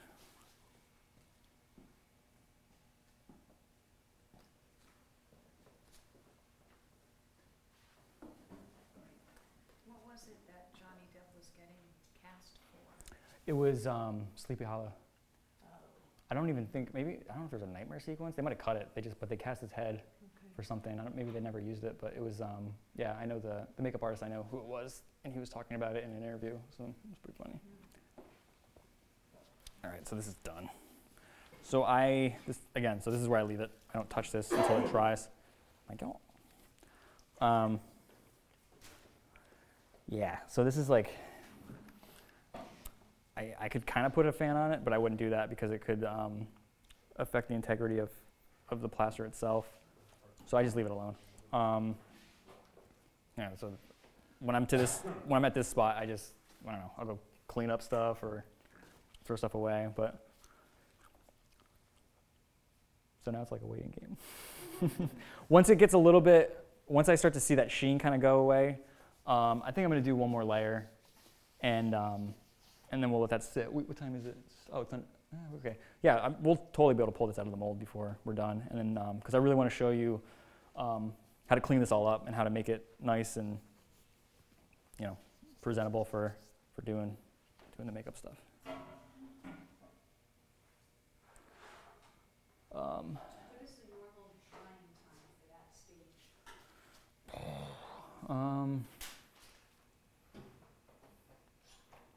To completely harden from where it is right now, probably like a half hour. And like hard enough to like pull it out. Yeah, so. Yeah, it sucks. It's just like a. Like you said, But you right. usually normally wait for it to be a certain color, like you were saying, and then you know that. Yeah, so like, I'd probably another 5 minutes. This will hit the right spot for me to do if I was going to do the burlap through here, and then I would do the burlap because this is this is hard enough that it can take whatever pushing around that I'm doing. So I do a whole layer of burlap in here, just like one layer, that's fine. And then I do like the handle thing I told you about, and then let that dry. And then when that dries, just a beauty coat, like a nice smooth, so I'm not seeing the burlap or anything like that. And it encapsulates the burlap, so it's not, you know. And what are you using for the handle? You can use anything. You can use a dowel rod. You can use, if you're going to use a piece of metal, just whenever you take it out of the oven and stuff like that, just have a glove. But usually when you take it out of the oven, you don't pull it apart right away. You let it kind of cool off to room temperature, and then you kind of go with it. But yeah, you can use metal, wood. I use wood because when it's in the oven too, it's about 100 and well, you can do 150 degrees. I never do that. I think my electric oven is like screwed up. So I usually do like 185, 190, and leave it in there for. If it's a smaller mold, probably like an hour and a half, 2 hours. If it's a whole head, I leave it in there for like 3 hours and then pull it out. But We're doing what, latex? yeah, we're doing latex, so we don't have to worry about that. But the process that we're doing, this is the same process that I do for doing appliances. So it'll kind of overlap with that. And how does the dowel, do you kind of scooch it into the? So what I'll do is I will do a whole layer of burlap, and then I put the rod in, and then once it's in there, I take burlap again and I kind of wrap it in there, like around it. Depending on how big it is, I'll do like a layer or two, but I only have to do a layer, and that's why you do the beauty coat, because it just clamps everything in together. And I don't think I've ever torn out the handle. Like I've never like ripped that out trying to do it. So I mean it's strong. I mean this stuff's wicked strong. Like again, you can drop some mold. Like if I'm lifting and moving something from here and I drop it, unless it's like right on her face, like I drop her face. But the other way around, it can withstand. And that's the nice thing though too about doing burlap. If I was to do with this burlap, the burlap will keep it together. So if it cracks or whatever, it's not gonna fall off. It just won't fall off. It's got the burlap in there kind of holding it. So yeah, you'll have a crack, which really sucks. But if you're under a pinch, you can still use it. You can still do whatever you need to do with it. So as you can see, like the sheen is starting to go down a little bit. What's the purpose of the handle? The purpose of the handle is only when you're doing prosthetics. So if I was to do the handle and do that whole jazz, and I pull off the alginate and plaster bandages, and I have her face, I go in, I sculpt a zombie appliance, make a mold of that. So I'll have a 2-piece mold. This is Olga's face, and this is the mold of that. And when I pull that out, I pour in the material. It can be, you can use gelatin, you can use whatever, and you clamp the mold together. And when you clamp it together, it's going to have a little bit of suction in there. So the handle is so you can take it, and you can, usually when I make a mold, there's about 1/2 inch all the way around. So when I pull it, I have this to work off of to pull it out of the thing. So that's what the handle is for. It's usually for appliances. Since we're doing a mask type thing, it's not necessary. So I'm not doing it. So I just gotta wait.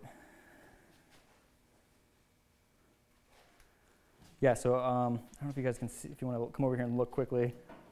It's just a little bit of water pooling, which this is normal. Like don't freak out about that. But as you can see, like I'd probably give this another 5 minutes or so before I'd start if I was to do the burlap. But as you can see, it's to the point where I can kind of, I don't know what you consider this, like a frosting, I guess, right now. But again, this is at a state that it's still delicate, that you don't want to push on it, because, oh, did I get a little bit of the eyebrow there? See, that's what I'm doing that layer. So it's still delicate, and you don't want to push on anything too hard, but you can kind of see how close it is to kicking off. And I probably could, I'll start it right now. I could start my other layer, and it'd be okay. And it's not like alginate, where like if you put one layer in over on top of the other layer, they'll separate. I mean, they fuse together. If it was a couple days apart and I tried to add more plaster on top of other plaster, it probably won't be as strong. It'll still adhere to it, but it's not going to be the same. But while you're doing this and you're in the middle of it, you can put plaster on plaster. I mean, that's why I do layers and the burlap and all that different stuff.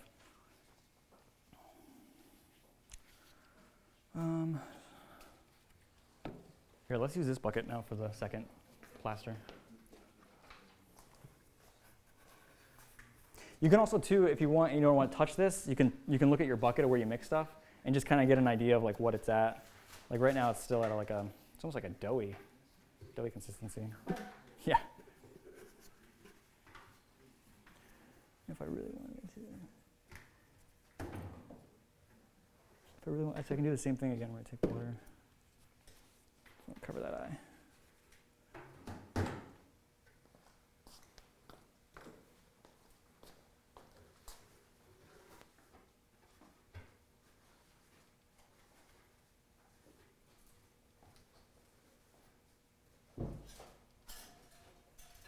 Okay. So I'm going to start to do the, so this is like this is the most downtime you'll have during. How did you learn all of these skills? I don't know, just like over the years of, they didn't have like growing up, the only thing I worked off was with books and whatever videos that were kind of out. There were less than a dozen videos that I can remember being out. I remember having to scavenge on the internet, like constantly looking at different websites and trying to figure out if there was any videos. When I was younger, I wasn't a big fan of the books just because I couldn't follow and totally understand what the hell they were talking about within the context of making a mold or whatever. The videos were the best for me. But then once I kind of learned the basics and I went back to the books, those books were great. Like then I learned like more tips and tricks and knew what the hell they were talking about because I didn't. But that's how I learned from like, but I mean, I don't know, since I was 8, I was doing that stuff. Not to this degree. I don't think I started messing with molds and stuff until I was like, I don't know, probably like 12. And that's what I was saying before where I was doing 2-piece molds and I was like, I was locking those in like crazy. I just could not make a 2-piece mold to save my life. And I don't know, once I got into high school, I was starting to churn that stuff out. But it was frustrating. I remember at one point, I like locked a mold. It was like the 4th mold I locked, and I was just like, this sucks, I can't do this. But I finally was able to. What's that? Yeah. Yeah. I don't know why this is a common thing amongst filmmakers, special effects artists. I think it's just when you're really young, again, like you don't understand with reading the books and stuff. When I tried doing, I think it was my first head cast. I did it on not a head cast, a face cast on my older brother. I used plaster, and like you don't use plaster. You use alginate, and as this kicks off, it gets extremely hot. So I put it on his face, and it starts getting wicked hot to the point where like you can get like 2nd-degree burns if you have a big thick one of it too, because it's so much heat that goes down. So we just ripped it right off, and like at the time, yeah, I was like holy crap. But then I didn't feel as bad because I've seen other professionals being like, yeah, like on one of my, family members or friends, I put plaster on their face first because I didn't know there was alginate. Because you don't know what the difference is. Because when you go on websites and you go to different things, it would say alginate, and it'd say plaster. But they didn't have a description of what the hell that was. They would just say alginate. I don't know what the hell alginate is. I know what plaster is, and it looks like the same stuff they're using in the magazines that I would see pictures of and stuff like that. But it's not the same stuff. It's plaster. Hold on. But now it's like, holy crap. I mean, there's stuff that I learned now from like YouTube videos because I'm trying to get more into, I've been doing stone molds forever. I'm trying to get more into like fiberglass molding and different things like that for some of the other, because I'm getting more into silicone. And silicone is, it's a different molding process of what materials you use. For silicone, you want a non-porous surface. For foam latex, this is great because plaster is porous and it absorbs water and moisture and all that crap. But when you do silicone doesn't breathe either. It's a solid, so it likes another solid piece to work off of whenever it's being cast. Because it'll get in those little pore areas deeper than it really needs to. So, but okay.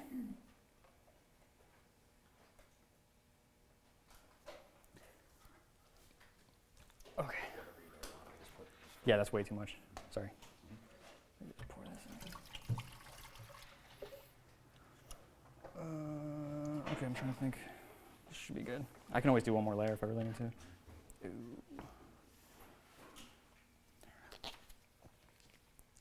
I use my left hand when I mix, so. And I don't have any more gloves, and I don't want to put that plaster on my hand. So I'm going to switch it up. Even though I'm right-handed. So pretty much just doing the same thing. Mixing this up.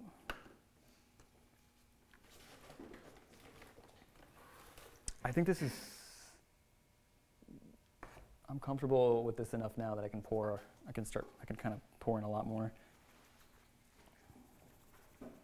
You worry about the weight of the Yeah. plaster? That's why I do a splash coat first, because once that hardens, you know, unless you did it on the floor, and that's why I put it on here, because it's got a cradle. It's hardened, and like that first layer, I mean, it's tough. Like you can really push on it and do a lot of stuff. So that's why the first layer is like a lot thinner, but it'll keep its shape, and then I can go and dump a lot more stuff in. When I do a full head cast, I usually have it upside down. It's kind of sitting in a bucket, and I usually dump in plaster, but I kind of fill up the head about halfway, and I'll slush it around, make sure I get it all in there, and then I'll start taking my hand as it's setting and bringing it up and starting to do that, and I'll kind of do a first layer with that, and then I'll do for that I usually use the burlap, because you want the strength for that thing. So, and another thing you can do with this too is, oh shit, let me keep doing this.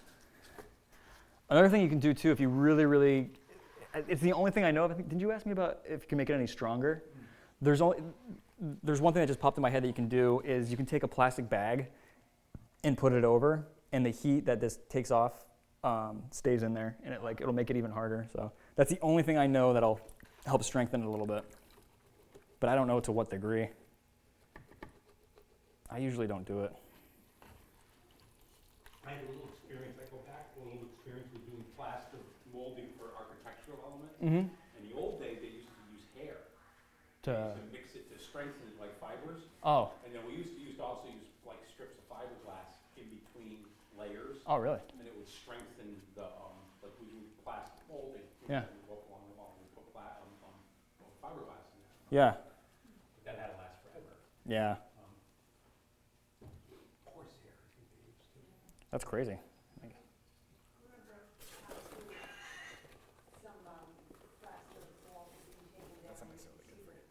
What's that?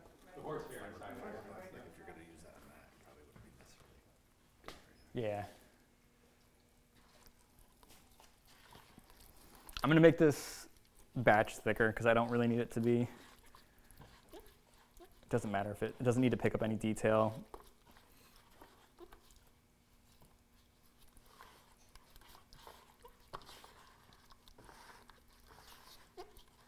That's my glove.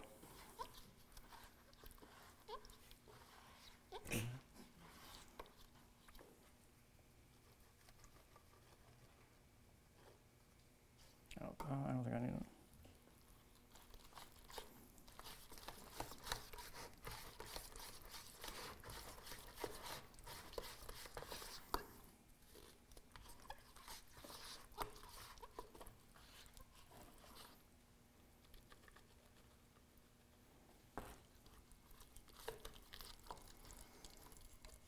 All right, so yeah, you can tell when it's a good spot. It just all the sheen, it becomes a matte, and you know that it's not, it's not, it's setting up. Okay, this is good.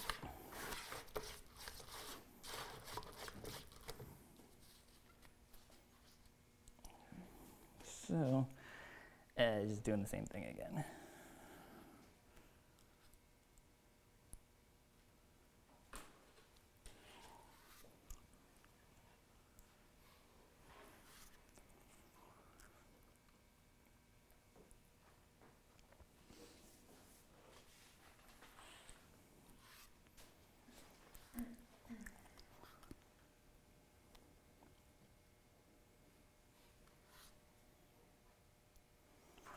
I'm trying to think of anything else. This is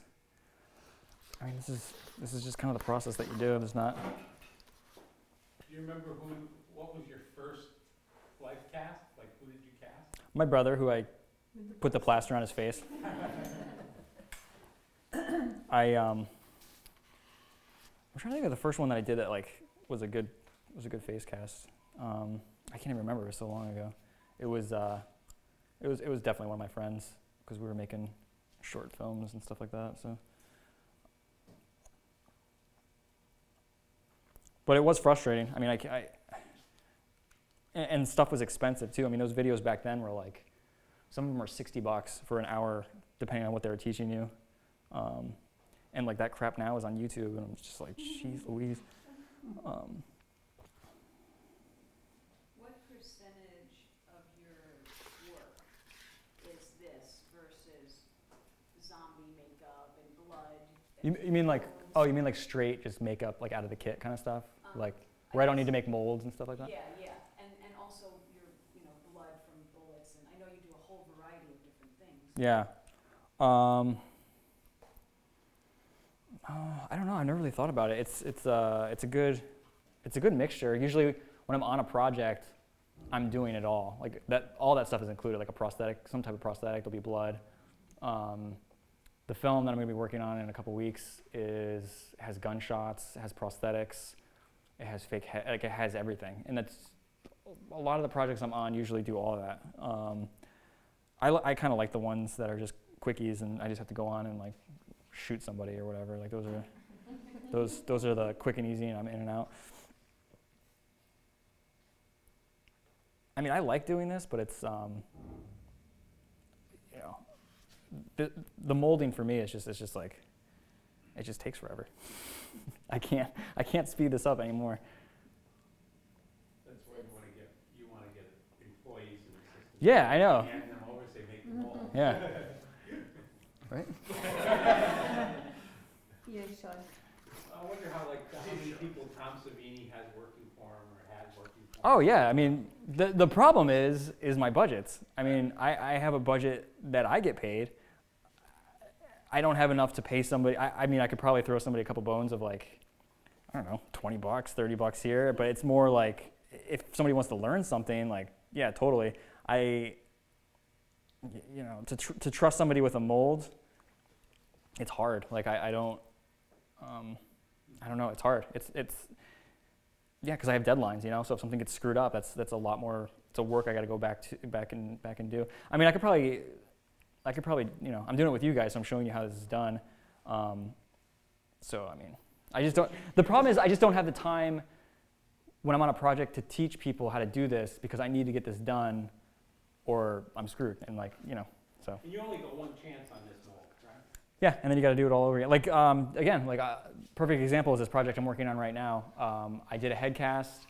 I did a clay pour, and a clay pour is, instead of putting this plaster in, it's an oil-based clay. You melt it down and you pour it in here, and when oil doesn't dry out, so once it kind of goes back to its room temperature form, and it's hard, you pull it out and you have a clay version of a head of whatever you did. So I did that, and then once you do that, that's when you make a 2-part mold of that. And this is getting, I almost should show you on the chalkboard how it works. Maybe I will. But it's, I almost locked a mold the other day. That's like the first time I've almost done that in a long time. But it's because I did this weird kind of different process. And it's like, it's annoying. And the reason I was able to hold on, because I was taking my entire body and like going like this to try to pry the 2 pieces of the molds apart. And the reason I was able to do that is because I had burlap in there. And if that burlap wasn't in there, that thing would have snapped somewhere. But luckily I wasn't, that was nerve-wracking. Because if I screwed that up, that means I have to get that actor to come back in. I wasted a bunch of materials, all that work to, cast their head again. Whenever you do a clay press to somebody's head, just like this, when I pulled this out of the mold, you're gonna see like little, just call them warts, like little spots that had air pockets. You gotta clean that off, and when it's clay, you gotta clean it off, but then you gotta add texture back in there because you just don't want these smooth spots of where all that crap was. It's just, it's a lot of shit, so. Yeah. What's that? Yeah, well, I will in a second. Yeah, locking is like, locking's, that's when I was in what was I like? Yeah, I think it was like 12 think it was like 12 or 13 when I finally got a mold that wasn't locked. But I remember like getting to the point where I was like just gonna cry. I was like, I can't do this.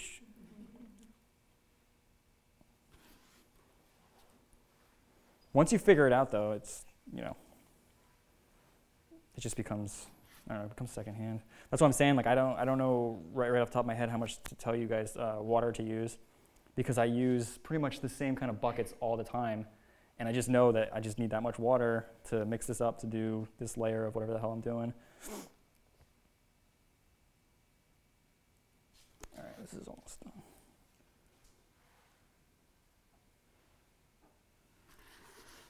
And another thing you can do too is, you were asking me about, you can only use the alginate face once.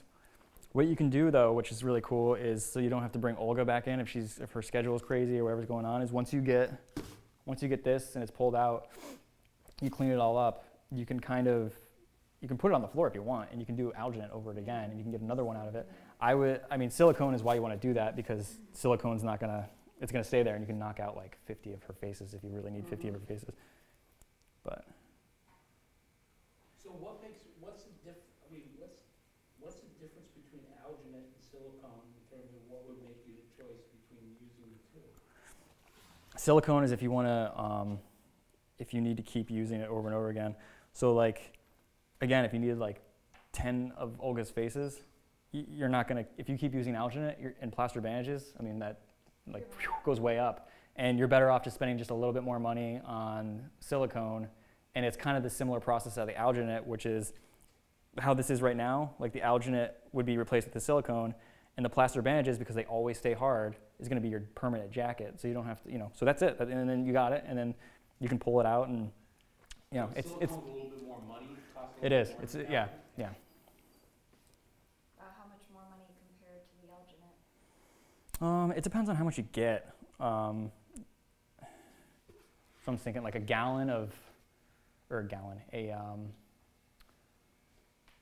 I usually buy, I buy everything in bulk when I'm doing a project, but like a 5-pound bag of alginate can be like, is it $49.95 or is it $89.95? I can't think of, I think it's $49.95. Yeah, it's about, yeah. Is that what it was? I think these are 5-pound bags. I think they were For- $40 a piece. Yeah. Yeah. Compared to you get 5 pounds, 5 pounds of, 5 pounds of silicone would be like $100-something, close to 200. Yeah, maybe hundreds. 5 pounds, yeah, 5 pounds is a lot. Because if you buy, I'm trying to think what the hell I just ordered that was silicone. It was like 16 ounces was like almost, it was like $40 or something. I don't know. It's ridiculous. Now, does silicone come as powder also?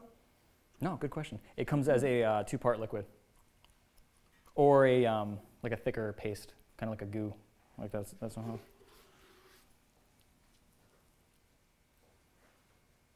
Silicone's cool. I love silicone. I just don't always have the money for the projects to do it. How tight are your deadlines? They're usually kind of tight. This movie that I'm working on right now is we start shooting May 20th, and I have about a week got killed because he didn't understand that PayPal, you need a bank account with PayPal. And so like I had a week just totally shot because he was just like, oh, I gotta link my bank account up. And he's like, make sure you have PayPal. I was like, I've had PayPal since it started. Like, what are you talking about? But so I was supposed to start April 1st doing all my work, and then May 20th we were gonna shoot, which is plenty of time for what I had to do. We're chainsawing like heads and stuff like that. So I had to, like, that's why I've been doing those head casts. I prefer at least a solid month if I'm doing, like if I'm doing like 2 head casts and like maybe like a handful of other things, a month is plenty of time for me because that's all I'm doing. If I have a lot more prosthetic work and stuff like that, like probably a couple months just a prep time, because again, I'm doing a lot of it myself. Sean is usually here helping me do whatever it is that I need help with, all the head casts, all the different stuff. I just did a body cast, like a cheap ass version of a body cast yesterday. And so I don't know where I was going with that one, but like that's, you know. But some of them I don't need. If it's out of the kit, I only need, I mean, I could do something in a couple days if it's out of the kit. Anything appliance related, I need a little bit of time because I'm doing this whole process, molding, casting, sculpting, all that.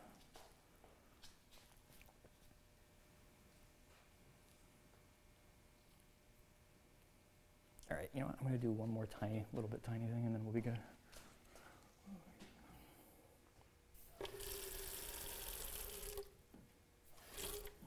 You know, I'm gonna date myself, but this is really kind of fun for me to watch because, you know, I go back to when I was 12 years old, and we're talking about very early 1970s, and making zombie movies in the backyard. Yeah. You know, with a Super 8 camera, and, you know, liquid silicone, liquid latex was such an exotic material. Oh, yeah. I remember sending away for like a bottle of like liquid latex or going to the hobby store. It was such Dude, a it's big deal. ridiculous. They have stuff at the Costumer now that is like pretty advanced stuff. They have these things called prostate transfers. They first kind of came up or started using them on Passion of the Christ. And what they are is they're like those old school water tattoos that you would get and you put on, you know, and they just, you know, wash off in a couple days. Exact same process in terms of you take it, you slap it on where you want it, you take a wet rag, paper towel, you put it on, you peel it off, and your appliance is like on you. And they use that stuff on Passion of the Christ. They've been using it on a ton of stuff. But they sell those transfers now they sell generic ones at the Costumer, and it's just like, okay. I mean, what's that? Usually they do a good job, and like it usually just goes right into the skin. I mean, it's great stuff. I stay away from all that stuff because I like, if I'm pinched for time, I might be able to grab something like that. But I usually just, I mean, I do everything myself. The problem is eventually this stuff is you're gonna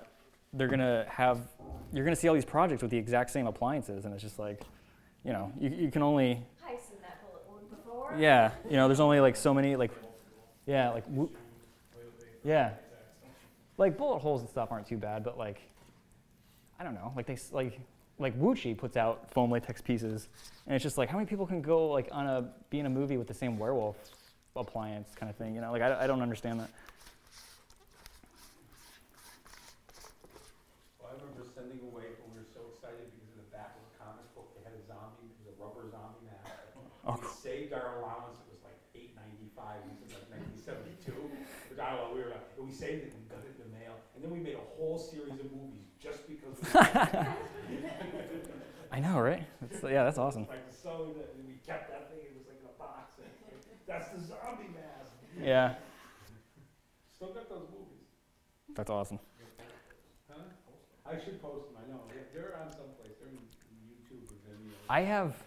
I think I've only posted like, I have a few VHS videos of like some crazy stuff that we did, and like we were doing zombie stuff all the time, and we were doing like gunshot head stuff back then. They were like holy. I think I have one video that I taped off of.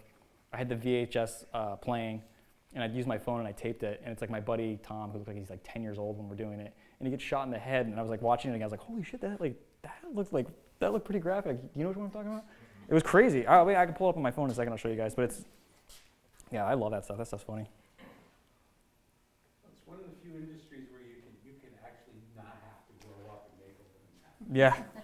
You know, it's just, if you just keep playing, I mean, the stakes get higher, but Yeah. it's still a lot of fun. You know? For the most part on sets and stuff, like the effects stuff, like people love it. Like they don't, you know, most of them then aren't dealing with it all the time. So when the effects come out, when we do effects, it's everybody's pretty excited. You actually got to tell people to settle down because it's like, you know, we just we were Sean and me were in the city in January, February, and we were doing a slit throat effect, and like it was just like, people were really excited, but it was just like, you know, people needed to shut up so we could like concentrate on what we were doing. It's you know, there's still a process that's going on.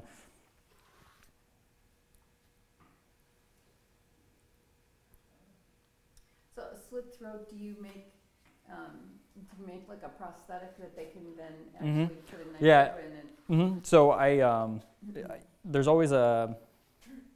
Actually, hold this way, just this last little bit. there's